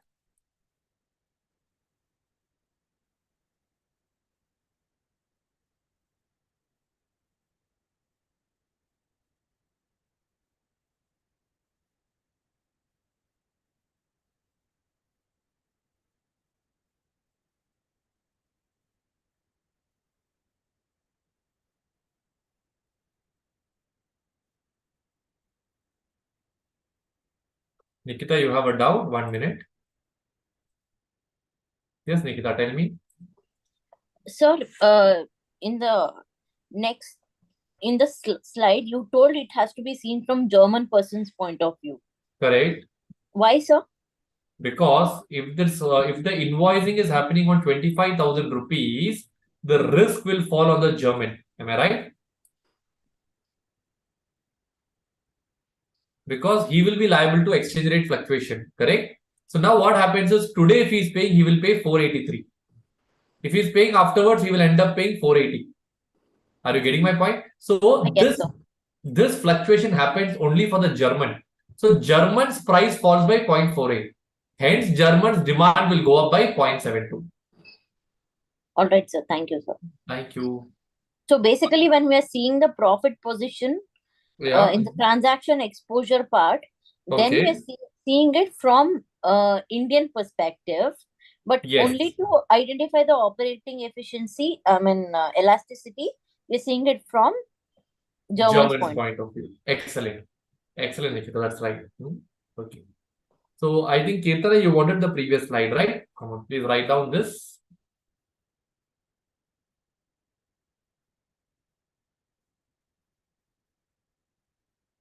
Yeah, Sarvamangala, I have to buy Singapore dollar. When I buy Singapore dollar, what is the bank doing? Selling Singapore dollar. Hence, it will be ask rate.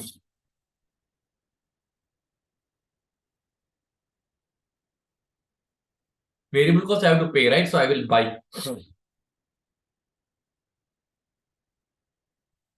Okay, so you asked the other slide only. All right, friends. Can I take a 5 minute cool off time now?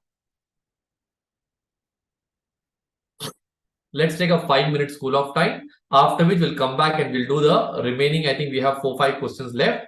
We'll do it after the 5 minutes of cool off time. All right. Okay.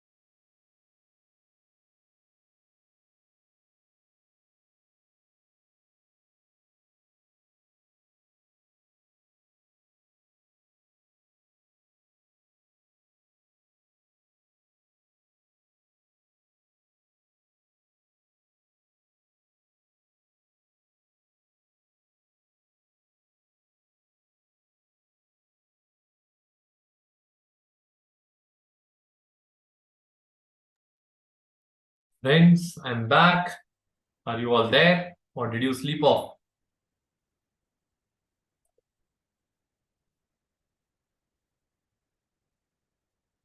Yes, friends, I believe you're all here now. Okay.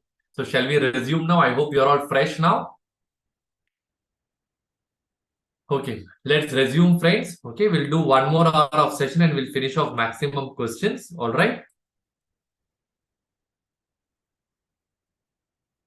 No hedging would mean S1. That is on expiry, right? So we'll go for no hedging is S1. Okay. Friends, next question is nostro vostro. Nostro means what is the balance of your account in my bank, and the other one is my account in your bank. Okay. So friends, this question already I have given the answer also in the book. So I'll just quickly explain the concept to you. You have two positions. One is cash position and the other one is exchange position. In this, you are having credit, debit, and here you have buy and then sell. All right. So if I deposit some money, it will come as $100 credit. So after you have to deposit, what you have to do? You have to go and buy. So credit and buy will come together. If I withdraw $50, it will come here and then I will sell. So always remember this one thing. This and this will always be together. This and this will always be together. All right. Just put this chart in your books.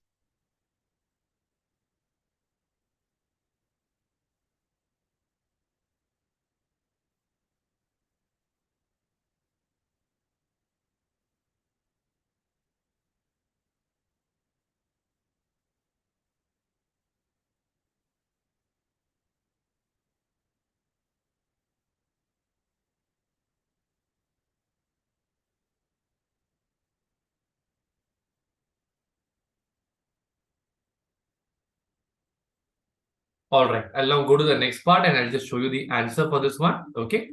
So now here, friends, in this question, they have given you opening position overbought. That will be buy.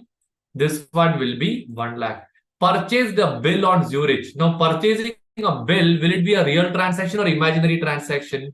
Imaginary. Will it go to cash position or exchange position? Exchange position. Buy or sell? It will be buy. That's what you'll see down. Okay, so I've given the narration here. Purchase the bill on Zurich will be buy.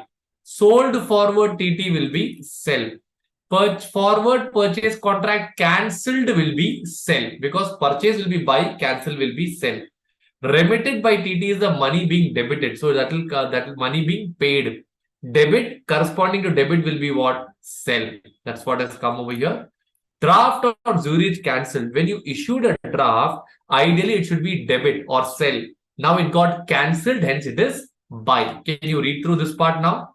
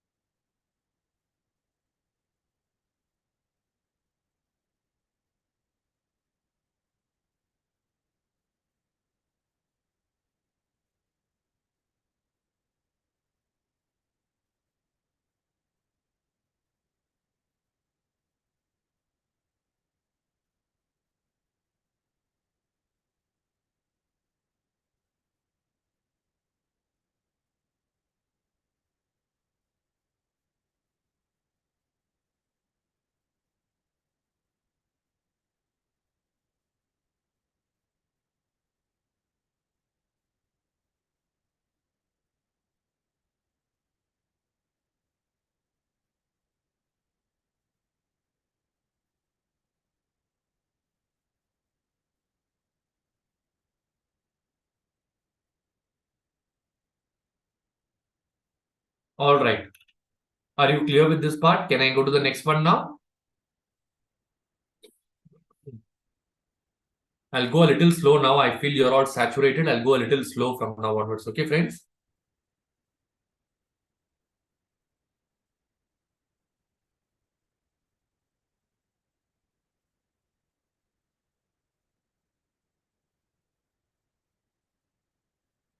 All right. Same way, we can have a cash position also. So what is a cash position? Only real transaction. Opening balance is credit. That is a positive balance. You made a remittance of 75,000. Hence, it came down to 25,000. Please read through this now.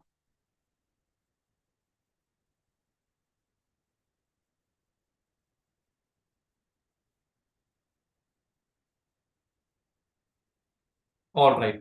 Now they want to increase the 25,000 to 30,000. How will they do that? By depositing another 5,000. So when you deposit, how will you do? First you will buy, then you will deposit.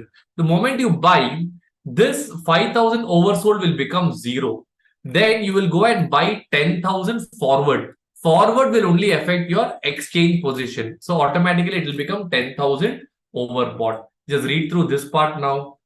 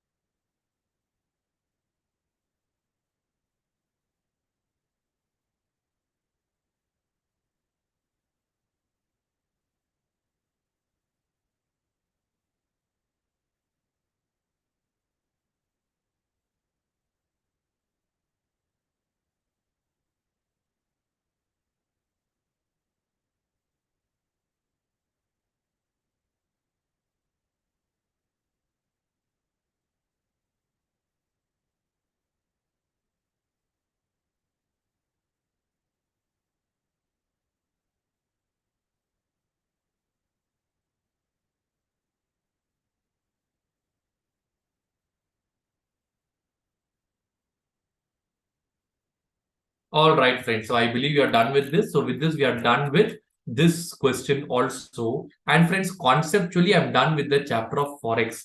But I want to work out a bit more problems on this one. Okay. So what I'll do is I will take I had added a few more questions in the crash class. Let me take the F2F Kochi. Here I'll take Forex. We had a few more very, very good questions that I added towards the end.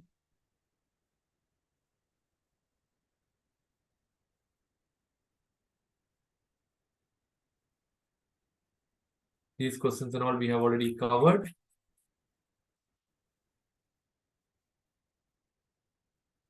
Nostro Vostro also done. Okay, then after this, some of the very good questions. One is this one. It keeps coming in the exam. Importing at yen. So let's do this question now together, friends. What is the question number? I'll mention over here now. Question number 20. Okay. Working note number 1. Basic data. All right. So Messrs A is planning to import an equipment at a cost of 3,400. So I'll write down over here import cost 3,400 lakh yen. Okay. And the company may avail loan at how much percent interest? So the interest rate will turn out to be 18% per annum. All right. With quarterly rest. So they have given quarterly rest over here. The company also has an offer from Osaka branch where they are going to extend credit of 180 days. So Osaka branch is giving a credit of 180 days at the rate of 2% per annum. All right, against opening LC. Okay, so this is against letter of credit. Fine, I'll write down the next point. Down they have told the spot rate is going to be 3.40 yen per rupee.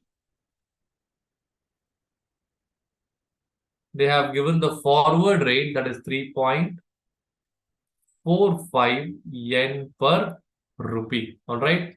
LC commission. LC commission is 2% per 12 months. All right. also advise whether they should accept the offer or no. So this fellow has got two options. Option number one, take a loan today only in India. Okay, finish it off. Option two, take the loan in Osaka branch with an LC commission of 2%. All right. So now I'll just go and do it one by one. So I'll write down the next working note. Working note number two, borrow in India. All right. So here the loan amount will turn out to be 3,400 lakh yen divided by 3.4. Do you get the answer as 1,000 lakh rupees? Okay. Add interest at the rate of, they have told 18% per annum, right? So 18 per quarter would be 9, 4.5. 4.5% for quarter number 1. 1,000 into 4.5% will be 45 lakh rupees. Okay. So once you add this, what will be the closing balance at the end of 3 months that you will get? 1045 lakh rupees. To this, again, what they will do? They will add interest at the rate of 4.5% for quarter 2. That will be 47.025 lakh rupees. All right. So what will be the closing balance at the end of 6 months? Do you get the answer as 1092.025 lakh rupees? Can you write down this now?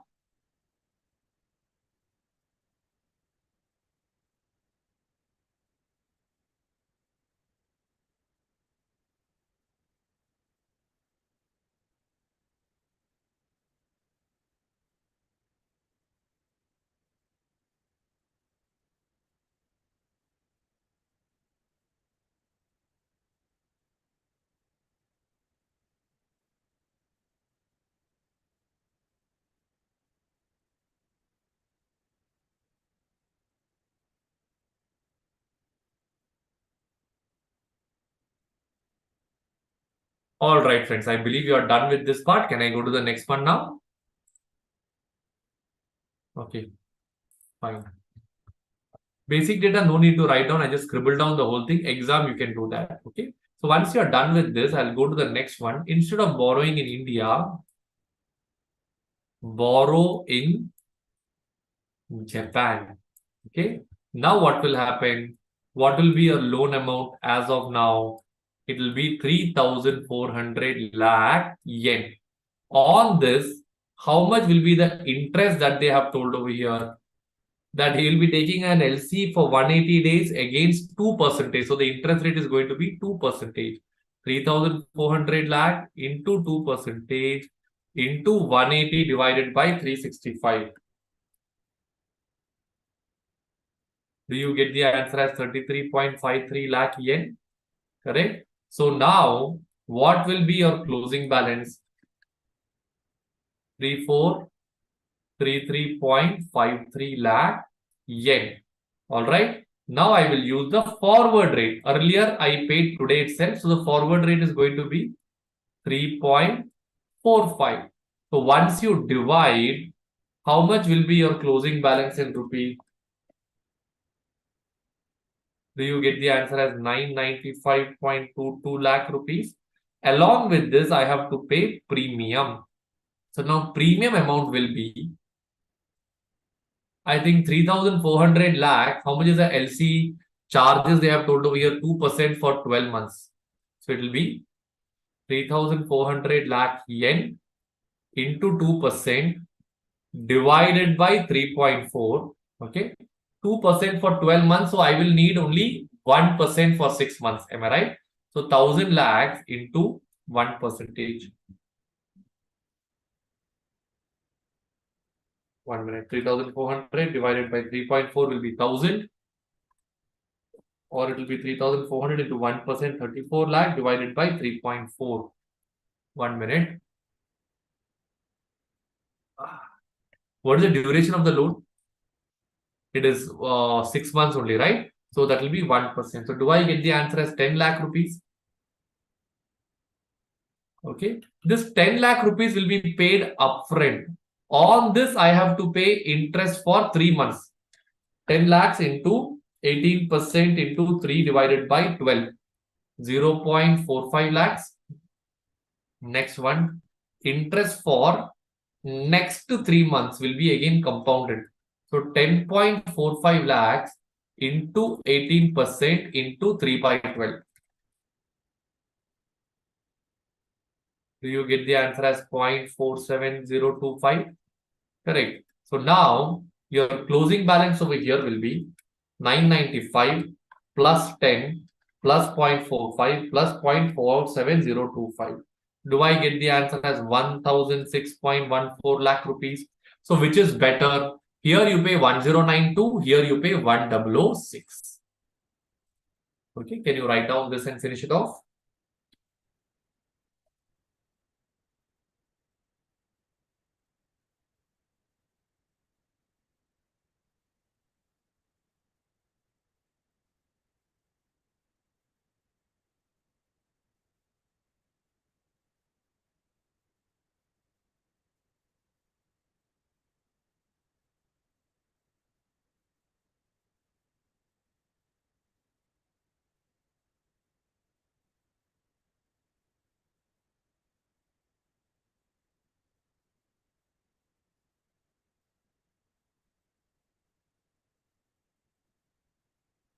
I'll just put the study material reference also over here, friends. What is the study material number? Question number 42, is it?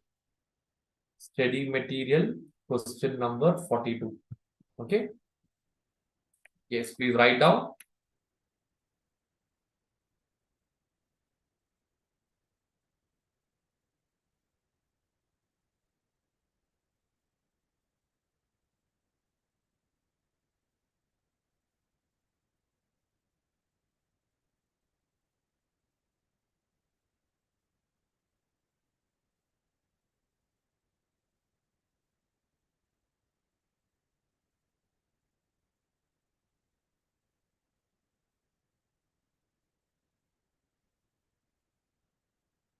All right, so we are done with this question also. Shall I go to the next one now?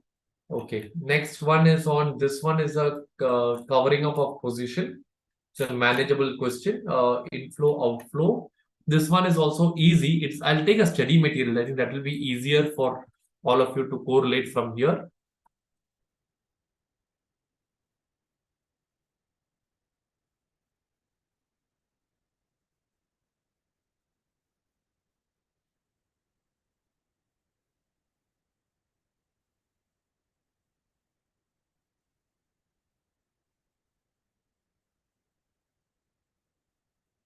Okay, then I'll just check the next question. This one is also a very easy question. Okay, this is a net exposure problem. Very, very simple one. So I'll just take this question and we'll discuss and solve it. That is question number 10. It's a very simple problem, but let's look at the answer and discuss this one. Question number 10.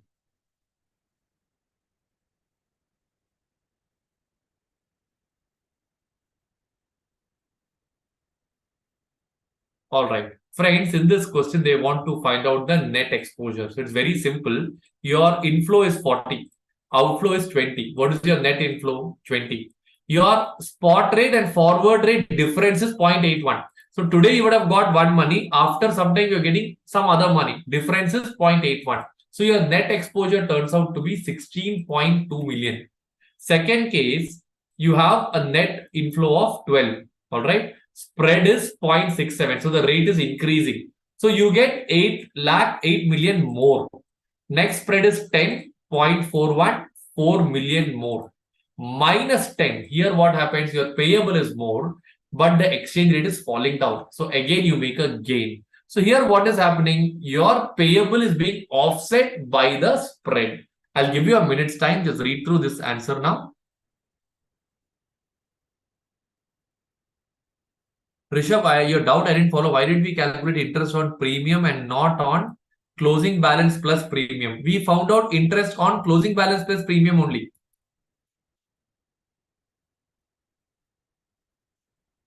I have taken 10.45. This is the closing balance. On this, we have taken the interest again. This is 10 lakh into 18% into 3 by 12. Okay. Yes, friends, please read through this now.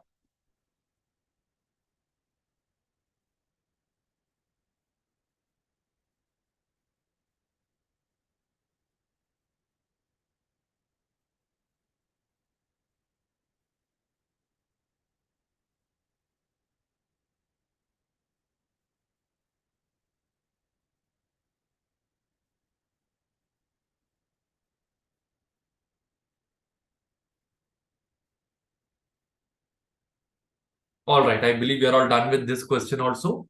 Okay. Okay, Rishabh, your doubt is in original interest of 0.45 lakh on 10 lakh only and not on 995 is the closing amount at the end of 6 months. See, this 995 here already interest has been added. If you check here, I'll just show you. Here there's an interest added. This is the closing amount. This is repaid at 3.45. That's how you get 995. Apart from this, in India, you are paying this premium. So on this again, you will have interest coming up. Am I right?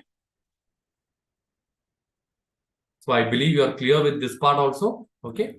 Yes. So friends, we are done with this question also. One next question that I think we can work out is, okay, this one is also an easy problem. We can quickly work out this question number 23 now. Shall we do it? All right. Okay, let's do this question now. I will write down the next two. Sorry, what is the question number? Question number 23 in my material. Okay. So here, importer customer of your bank wishes to book a forward contract with your bank on what date?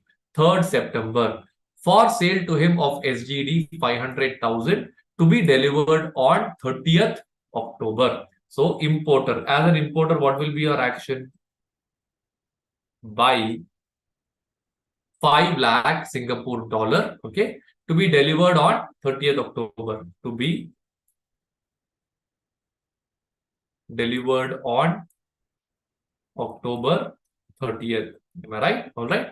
Then they have told, with your bank on 3rd September for sale to him to be delivered on 30th October. The spot rate is 49.37. Let me write down the spot rate. Spot rate is turning out to be 49.37 hyphen 49.38. And the other one they have told is the forward rate. Okay, so what is the forward rate that you have over here? 1.7058 hyphen 1.7068 is going to be the forward rate. Down they have given you the swap points also. They want you to calculate the rate to be imported, quoted by the importer by assuming an exchange margin of how much paisa? 5 paisa. Friends, here they have told the exchange margin as only 5 paisa. It means margin applies only to rupees. All right. So now listen. I have to buy 5 lakh Singapore dollar as an importer, okay, which is supposed to be delivered on 30th October. So what is my desired rate over here? My desired rate over here is rupee per Singapore dollar. Have they given that rate over here? No. They have given spot rupee per dollar and they have also given spot Singapore dollar per US dollar. So how do I work out the answer over here? I have to use the cross rate. What are the steps involved in cross rate? Everyone tell me now. Step number 1 will be what? It will be the desired rate. Step number 1, desired rate. That is rupee per Singapore dollar. Step number 2 will be what now? Bid rate or ask rate. How do you decide whether it is a bid rate or whether it is the ask rate? What will you do first? You will sell rupee. I will be buying Singapore dollar. Buy SGD. Hence, I will do what? Sell rupee. What will the bank do? Buy rupee, sell Singapore dollar, rupee per Singapore dollar. My commodity is this. Sell. Hence, it is going to be a ask rate. Now tell me what is going to be step number 3, cross rate. So what will be the equation? ask rupee per Singapore dollar is equal to ask rupee per dollar into ask dollar bar Singapore dollar. Okay. So now tell me how much is ask rupee per dollar. That is on October. Okay. For October, ask rupee per dollar will be 13 is the swap point. So I will take 49.38 today's ask rate plus 0.13. Correct? Yes, 0.13, 49.51. On this 49.51, 5 paisa I have to add as the margin. Being a selling, it will be add plus 5 paisa plus 0.05. So I'll get the number as 49.56 into dollar bar SGD. So I will do 1 divided by interchange. So it will be 1 divided by bid. So what is 1 divided by bid for the second month, right? September, October, second month. 96 is the bid rate that is told over here, and they are in ascending order. So 7058 plus 96 will be 7154. 1 divided by 1.7154. So 49.56 divided by this will give you the answer as 28.89 rupees per dollar. So once I get this answer, I will write down Roman number 4, conclusion. So how much is the amount that they have told over here? 5 lakh, correct? It is not dollar, it is SGD. So it will be 5 lakh Singapore dollar into 28.89 rupee bar SGD. I'll get the answer as 144.45 lakhs. Friends, I just want to confirm my answer with the study material. Give me 1 minute. 0300. This is question number 16.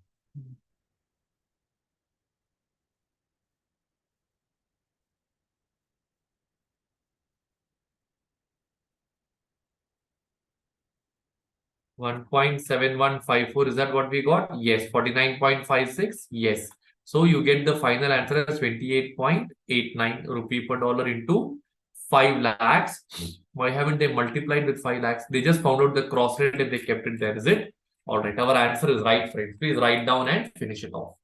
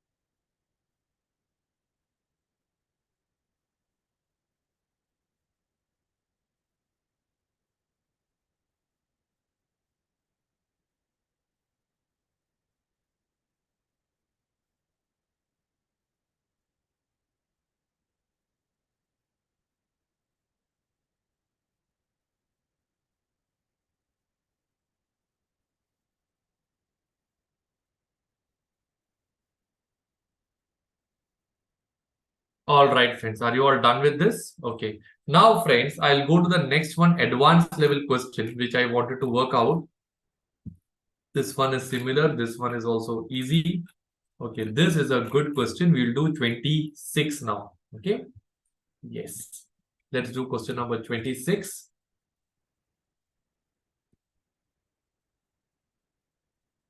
Working note number 1. Basic data. An American firm is under obligation to pay interest of Canadian dollar 10 lakh 10,000. I will take only July 31st and we will do it. Okay. So CAD payable.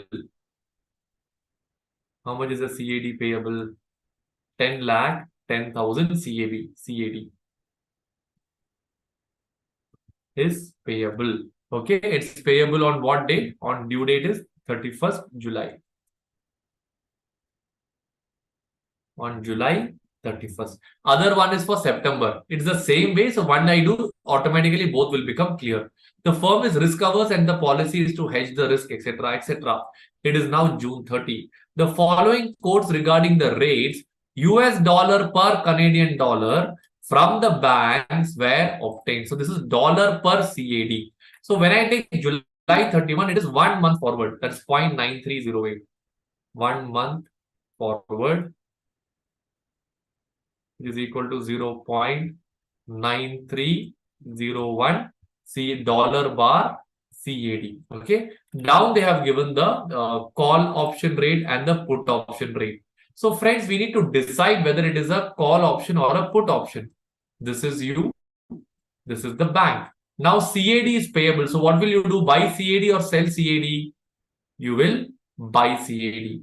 In return, you will sell dollar. Bank will buy dollar, sell CAD. All right. So the exchange rate is dollar. Sorry, the exchange rate is dollar bar CAD. Correct? Dollar bar CAD. So CAD is the commodity. Sell means what rate is applicable? Ask. Here it is going to be buy. Hence, it is going to be what option? It is going to be a call option. All right. So down they have told at a strike price of 94 cents, 1 month option should be bought at a strike price of 94 cents. So exercise price is going to be 0.94 dollar bar CAD. That is this one. So corresponding to this, they have premium of 1.02 cents.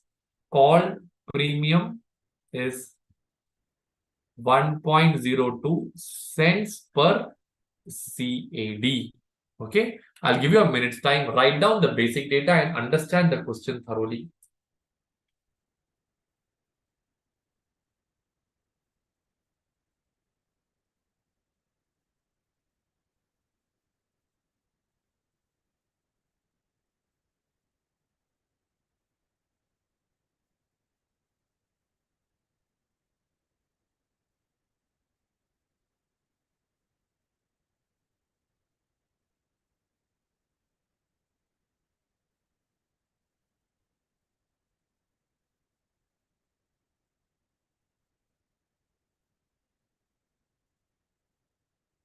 All right, I believe you are done with this. So from this now, I'll write down the next working note.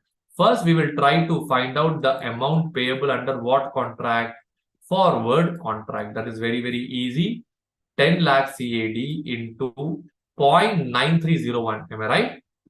Dollar bar CAD. So once you do this, what is the amount that is payable by you?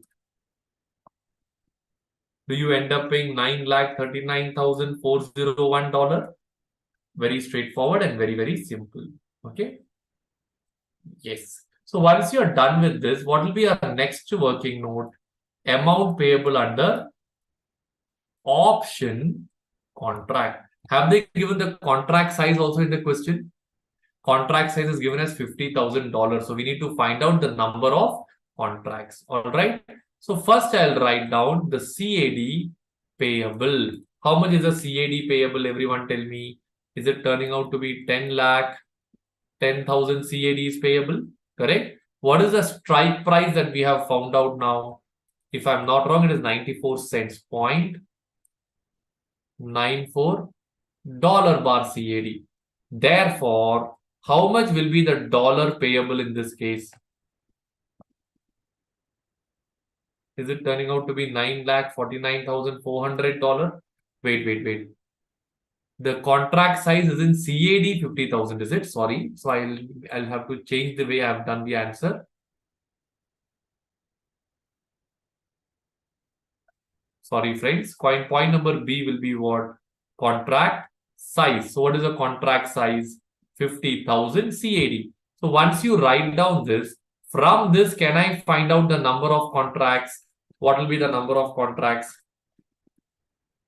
20.20. So that means out of this, 20 contracts will go under options. Remaining 0.2 will go under let us say forward. So that will make it 10 lakh CAD. Okay. And here you will have 10,000 CAD. All right. So now next step number 2. 10 lakh CAD to $0.94 bar CAD. So do I get the answer as $9,40,000 over here? Correct.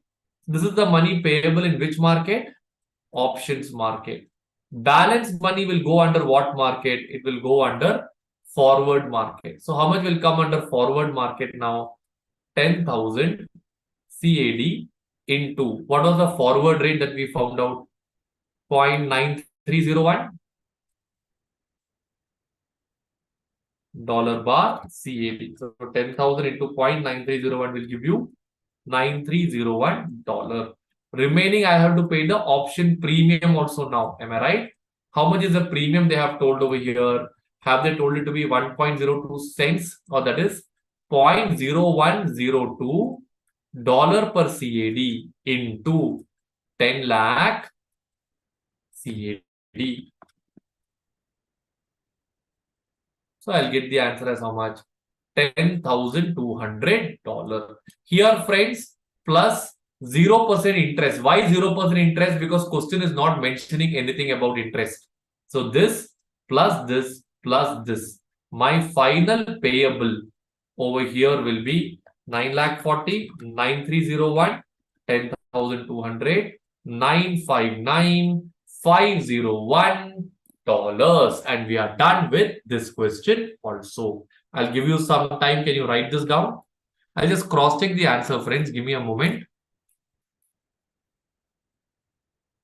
0.9301.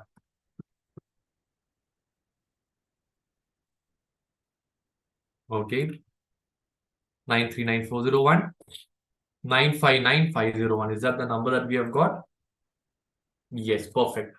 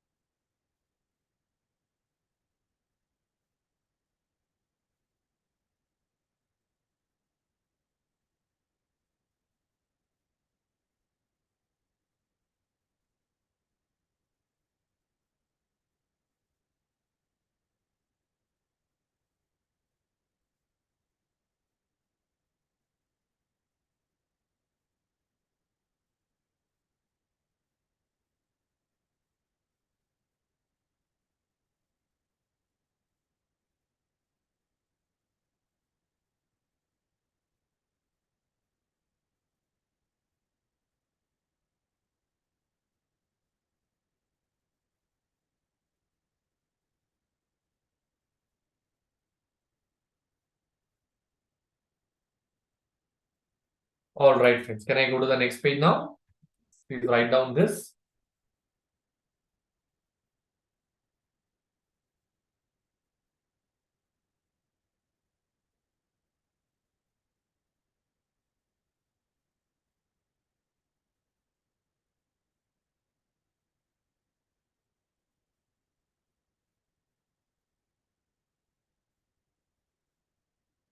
Friends, I wouldn't torture you much.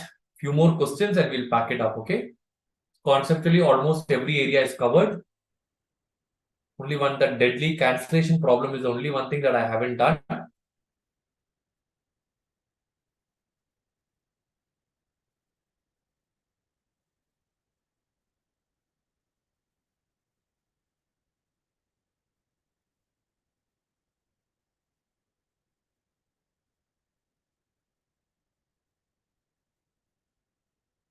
All right, friends, I believe. Are you all done writing or still writing?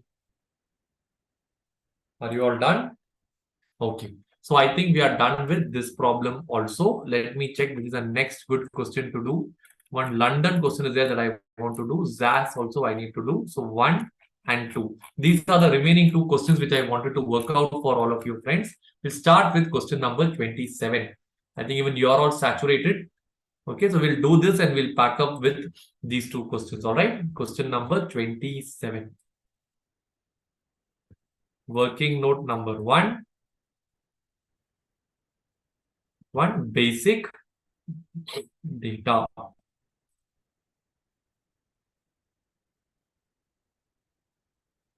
Okay, Shiv Soundarya, now towards the end, the questions what we have done, you have these questions in my Google Drive. You can directly take it from here. Can somebody please put this link in the group right away now?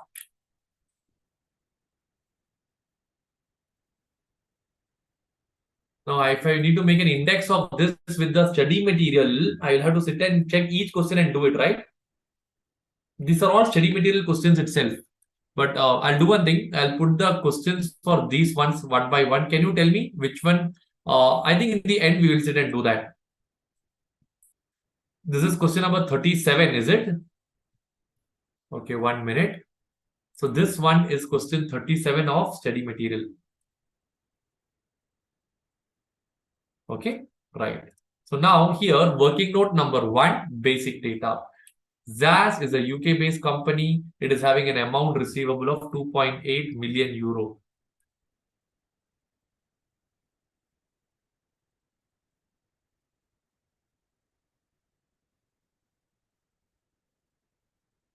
€2.8 million. All right, with a credit period of 6 months.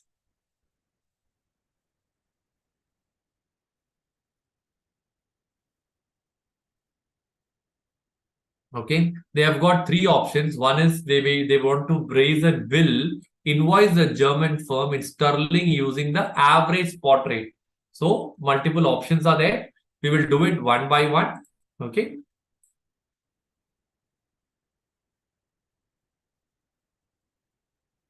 Yeah, Harishankar, even I didn't consider interest over here. I've taken 0% interest because it's not given in the question. Option premium interest is covered. Earlier question that I have done, study material has done taken the interest. Cross check it. Same answer you would have got what I have got here. Same answer is there in study material also. Okay, right. So now from this basic data 2.8 million, working note number 2, invoice using spot average. Okay, spot average what? Euro per pound.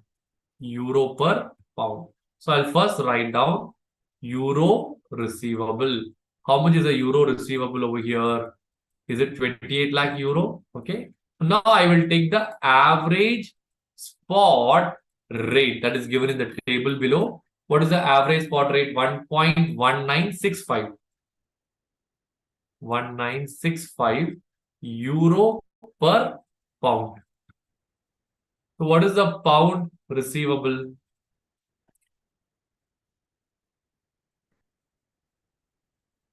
Do you get the answer as 23,40,158 pound? Am I right? Fine. So once this is the answer under option number 1. Can you write down this in your books now?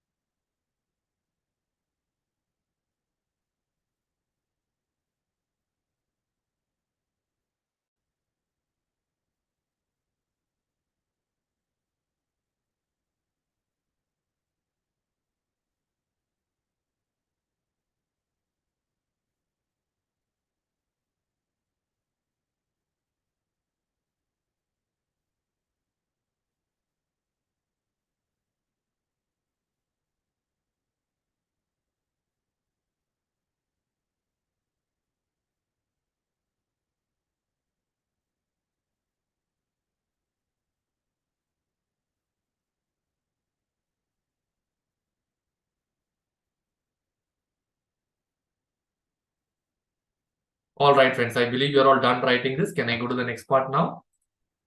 Okay. So once you're done with invoicing under the spot rate, I'll go to the next one. Next requirement over here. Let's go and read. they have told you can go for a forward rate. All right. So I'll write down the next one will be a forward contract. So how will you do under a forward contract? Euro receivable. So how much is a euro receivable? Do you get the answer as 28 lakh euros?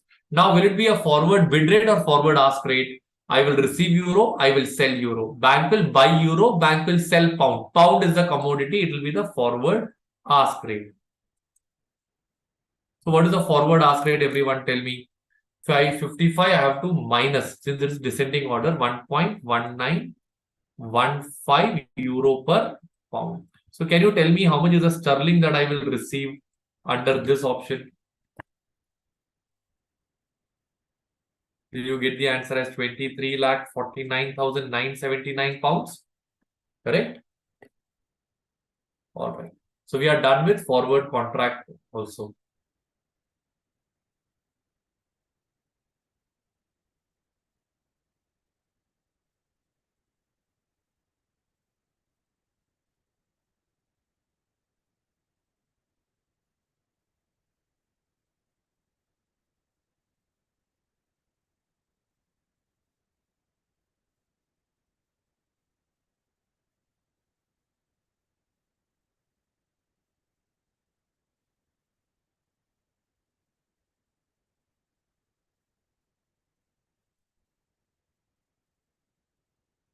All right, friends. Can I go to the next part now?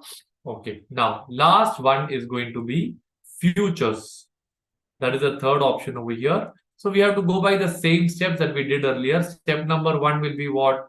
Number of contracts. All right. So now tell me how much is your euro that is receivable over here?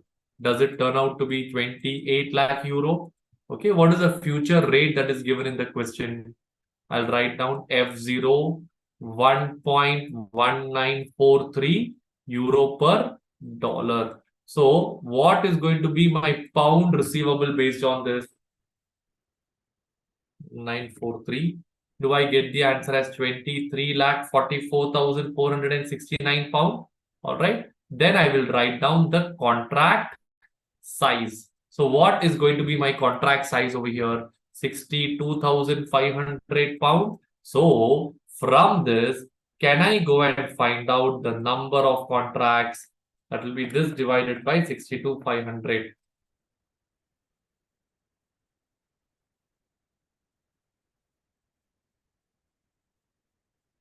Do you get the answer as 37.511504 contracts? So in reality, what will happen? Out of this 511504, I'll draw a diagram with 3 layers. 37 contracts will go under future. Balance 0.511504 will go under no hedging or forward. Everybody clear? So in other words, if I take the same proportion, I'll get 23,12,500 pound.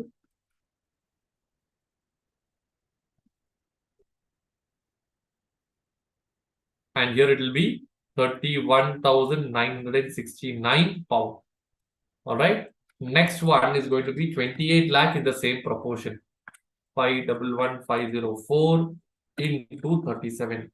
That will be 27 lakh 61,819 dollar minus 28 lakh will be 38,180 dollar is what will come over here. All right. I'll give you a minute's time. Quickly write down this.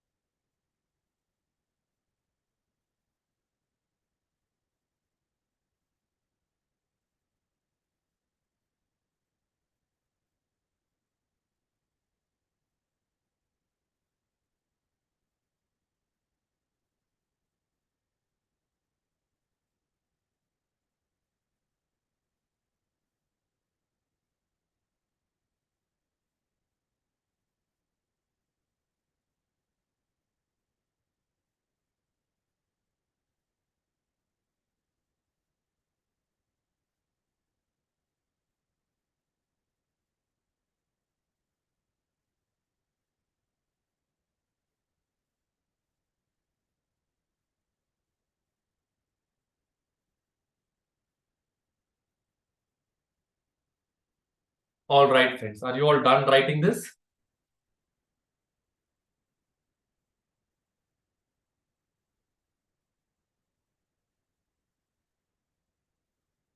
Yes. Okay. So once you get this number of contracts, what will be step number 2 now? We are going to sell futures. So when you sell future now, how much will I sell? 2761,819. 2761,819 dollar. Is it dollar? I think I've made a mistake. It's supposed to be euro over here, correct? Euro. So even here it is going to be euro. Euro divided by what? The future rate, that is 1.1943. So when you do this, you will get exactly the same answer as 23 lakh 12,500 pound. After I do this, what is the next step that I will do? I will buy futures. 2761,819 divided by 1.1873. 23. So there will be 23 lakh 26,134 pound. So here what is happening? I am making a loss. I'm making a loss of 13,634 pound. After this, what will I do? I will sell spot. So when I sell spot, 2761,819, I will sell at 1.1873 plus the balance 180 euro. 180 euro. I will do it at the forward ask rate, just like I did earlier. That will be 1.1915. So what is the number you will get? 23, 26, 134 plus 32,043. All right. 26, 134 plus 32,043. Do you get the answer as 2358, 177 over here? So your closing payable amount will be this loss along with this inflow. So the net money will be this minus 13,634. That will be 23,44,543. Can you write down and finish it off?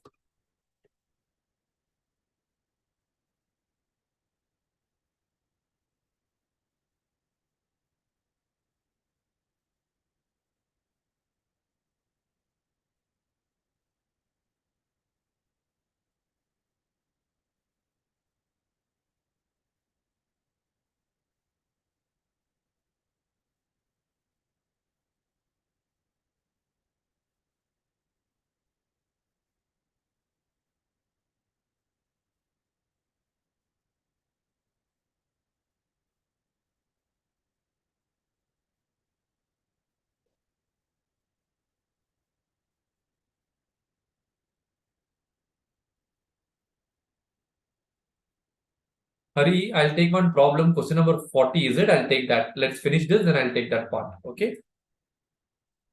We have one more question to work out, friends. With that question, we'll pack up today's session. Okay. I think you want the MTP question to be done. If you want, I will do that also. I think someone had asked for an MTP question earlier. I hope you're not exhausted. Everybody is drained out, friends. That is the main thing.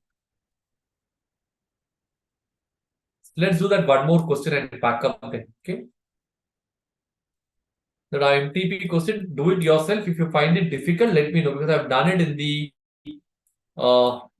earlier part also. Christina, hand is paining. So sorry, Christina. Last only one more question. Please cooperate. With that, we are almost done with the major chunk of Forex. Okay. Only one area, cancellation. That main question is what I have left. Rest everything is fully covered here. Okay. FR took away 99%. Balance 1%. I am taking, the draining energy of yours. Is it? All right. Fine. Harishakar, which is the question number you told me now? Question number 40. Let me take question number 40.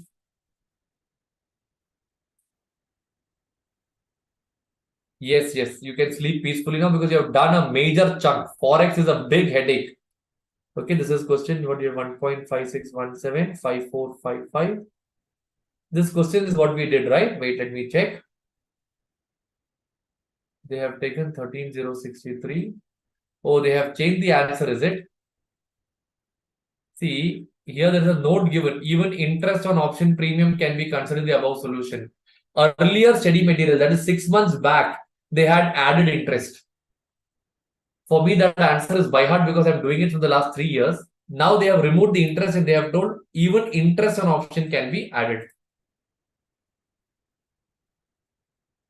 Rishabh, you want me to explain to you step number 5, is it? 1 minute. Where is step number 5? You mean sell spot? See, what happens, Rishabh, in last step is that this is coming under futures. This much is the unhedged portion. So what we do, we take it under forward contract.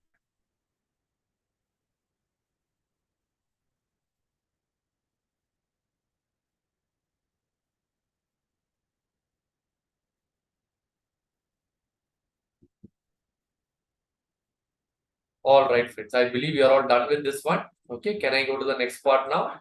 Okay. So once you are done with this part, I'll go to the next one. The final question for today, friends. I don't want to drain you any further.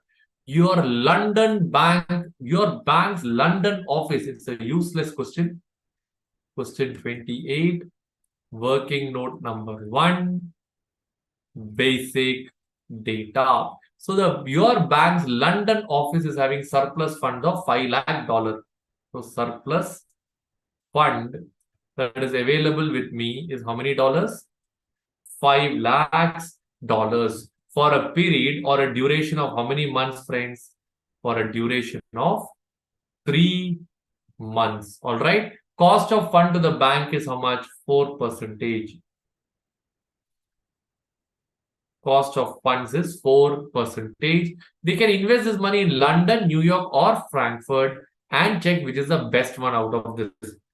Okay. London, they have told the interest rate is 5, then you have 8, and then you have 3. Let me take the ICI question in the same thing.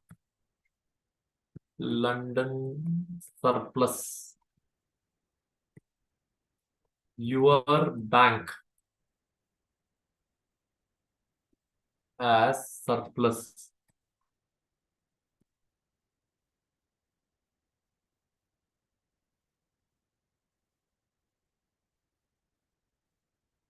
Okay, this is the question. Question number 49. Okay, I just mark it over here.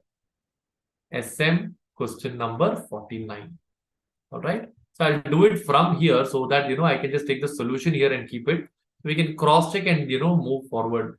My answer will be slightly different from the study material answer, but that wouldn't be much of an impact from an examination perspective. I just want to keep logic and do it rather than just doing the way textbook does, because then it may be a bit confusing. So now here they are having 3 options. Option number 1, I'll write down working note number 2. If investment is done in London office. Now, everyone tell me how much is the surplus funds that is available with us over here? Is it turning out to be $5 lakh? Okay, 1 moment. Yes. Okay, that is $5 lakh is the amount available with us. All right. So now if I want to invest in London, I have to convert this into pound. How will I convert into pound? I will sell dollar, bank will buy dollar, bank will sell pound. Pound being the commodity, it will be the ask rate. So I'll use the spot ask rate. What is the spot ask rate? London or New York? 1.5390 divided by 1.5390. London on New York would mean dollar per pound. Okay. You will get the number as 324,886 pound. Okay. Now I will just add up the interest in pound for 180 days. How much is going to be your interest in 180 days? That will be 5%. So here I will come and write down. It will be 324,886 into 5% into this money is available for how many days? 3 months, is it? Okay. Into 3 divided by 12.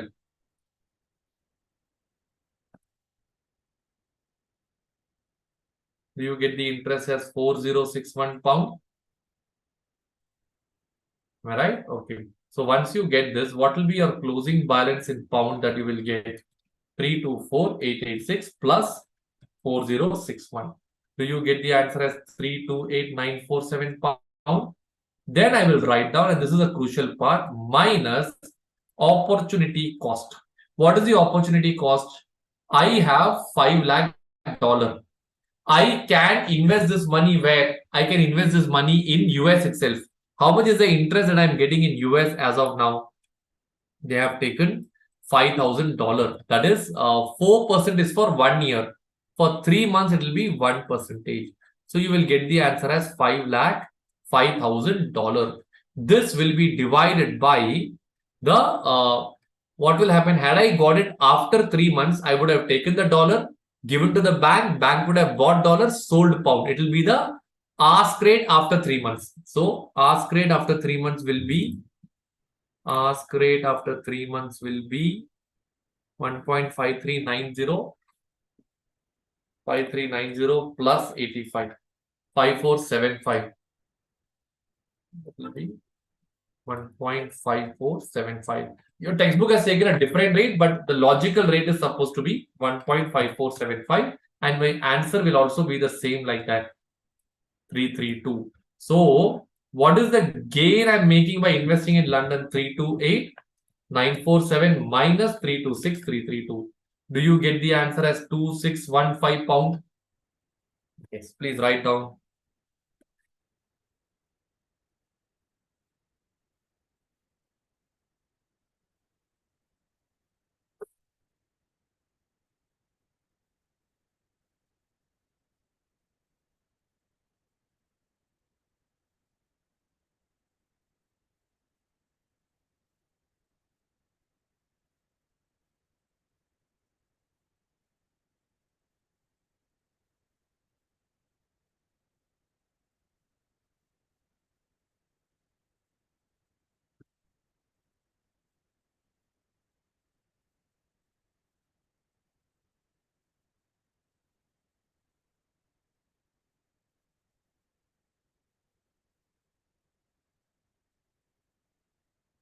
Are you all done? Can I go to the next part? Okay, Anju, I'll repeat the opportunity cost. I have two options. Option number one, I can put the money in London. Option number two, I can put the money in New York. Had I put 5 lakh in New York at 4% of opportunity cost, that is for 1 year, into 3 by 12 will be 1%. I would have got 5 lakh 5,000. This, if I convert to pound, I would have got 326,332. Now I have got 328,947. I have got 2615 more. That is my original profit. Are you clear? Rishabh, 1% is 4% into 3 by 12.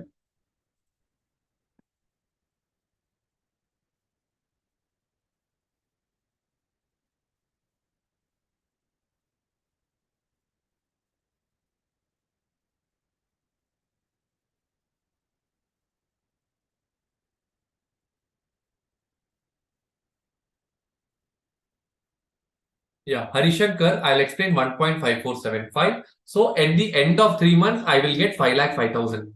This, if I want to convert into pound, how will I do it? I will sell it to the bank. Bank will buy dollar. In return, they will sell pound. So it will be the ask rate. 3 months forward ask rate. 3 months forward ask rate I found out from here. 1.5350. Sorry, 1.5390 plus 85. That will give you 1.5475.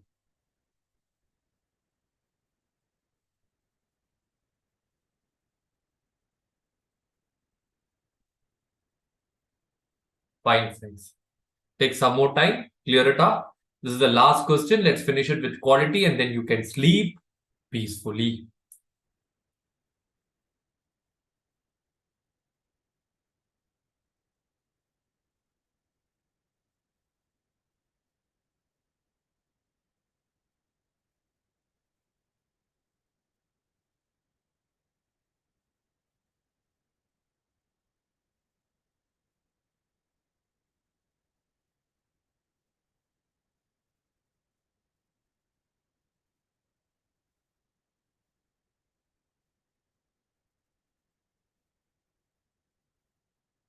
All right, friends. Are you all done writing this? Can I go to the next part now? Okay. So first one is invest in London. Next option will be you invest in New York. This one is easy. All right. What is the surplus amount that is available with me? Surplus fund that is available with me. Is it $5 lakh? Sorry, not 5 lakh. How many dollars? Yes, $5 lakh. Okay. So in US, what is the interest they have told over here? 8% is the interest they have told. So that will be 2%. All right. So my closing balance in dollar will be how much? 5 lakh $10,000 minus opportunity cost. In dollars, I would have got 5 lakh 5,000. Am I right? So now tell me, what is going to be my gain in dollars? Is it turning out to be $5,000? Therefore, in order to find out my gain in pound, what will I do? I will take $5,000 and I will convert into pound. That is, I'll convert at 1.5475. 1.5475. So do I get the answer as 3231 pound? Yes. So we are done with investing in New York also.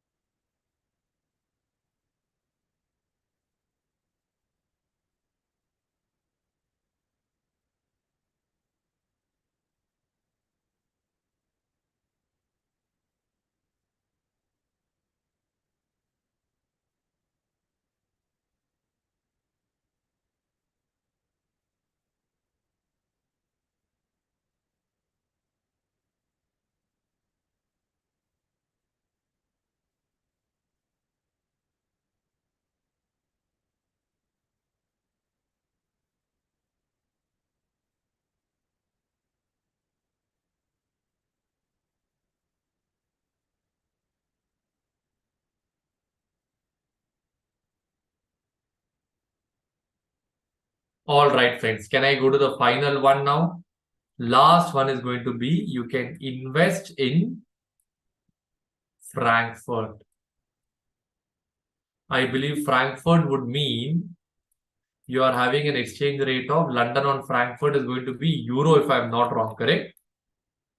Yeah, it's going to be London on Frankfurt, so euro per pound. All right. So point number A, how much is the surplus fund available with me? Is it $5 lakh? I need to convert this into what? I need to convert this into euro. How will I convert this into euro? What will be my desired rate for converting into euro? I need to have a rate of dollar bar euro or euro per dollar. In this question, have they given dollar bar euro? No. They have only given dollar per pound and they have given euro per pound. So if this is the desired rate, based on this, I have to go and find out the bid or ask. Dollar bar euro. So I have surplus funds. What will I do? I will sell dollar and buy euro. Only then I can invest in euro, right? So now when this is the case, sell euro, ask rate will be my desired rate. All right. So once I get this, I will write down point number D, that will be my cross rate. What is the formula for cross rate? Ask dollar bar euro is equal to ask dollar per pound into ask pound per euro, because like this will get cancelled. Ask dollar bar euro. How much is ask? Ask dollar per pound, 1.5390 into ask pound per euro. That is, I have to take euro per pound. So 1 by bid. 1 by bid. 1 divided by 1.8260. So what is the answer you will get over here? Do you get the answer as 0.8428 dollar per euro? Correct. So once I get this, I'll write down point number E. I'll go to a fresh page. Point number E euro received will be $5 lakh divided by, divided by 0.8428. 0.8428. Do you get the answer as 5,93,260 euro? Correct? Then I will add interest. What will be the interest they have told over here for euro? 3%. So it's 593,260 into 3% into 3 by 12. 4449. Okay. So what will be your closing balance in euro? 593,260 plus 4449. That will be 597,709 euro. Now I will have to convert this money into what? Into pound. So I will give euro, bank will buy euro, bank will sell pound, ask rate. 3 months forward, ask rate. So 3 months forward, ask rate over here will be 8290 plus, minus 140. 8150. So 597,709 divided by 1.8150.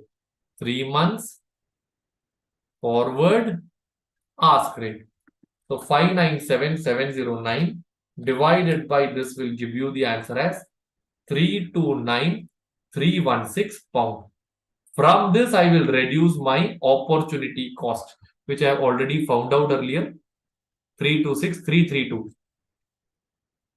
326,332. So, what is going to be my gain over here? 2984 pound. So, which is the best one? 2984, 3231, 2615. Option 2 is the best. Write down and finish it off. We are done with today's session and we have actually covered the entire Forex revision.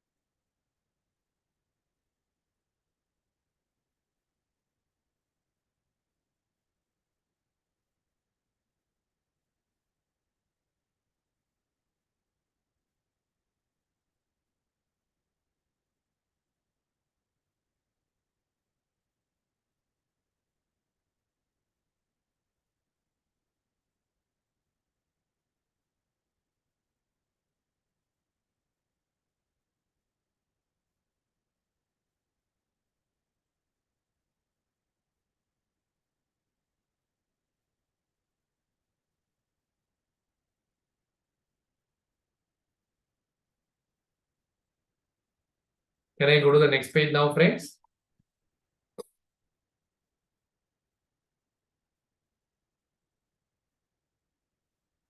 Friends, smoke is coming from my head also now.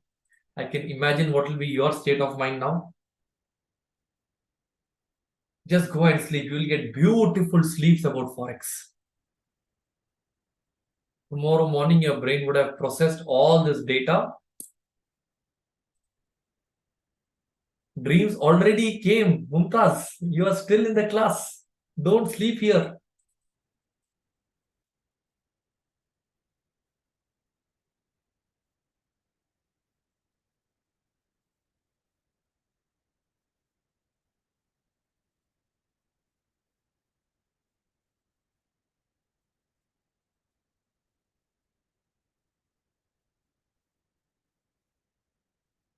Cement smoke, is it?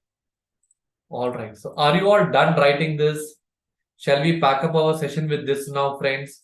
Or should I'll just share this right away now. Please stay here itself. Once you leave, okay, I'll share it in the WhatsApp group after you pack up. Okay, I'll just share these notes over there. So friends, be cool. All the best for your exams. Okay, don't stress too much. Wait, I'll just save this file.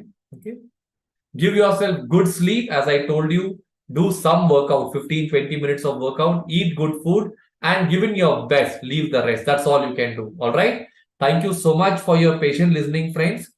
Good night, everyone. So we are done. We have swallowed the big frog. Now only the small frogs are left for you to finish. Mumtaz, you can sleep peacefully now. Okay. Thank you so much, everyone. Good night. All the very best. Do well. I'll share the entire slide now. Okay. Thank you so much. Take care.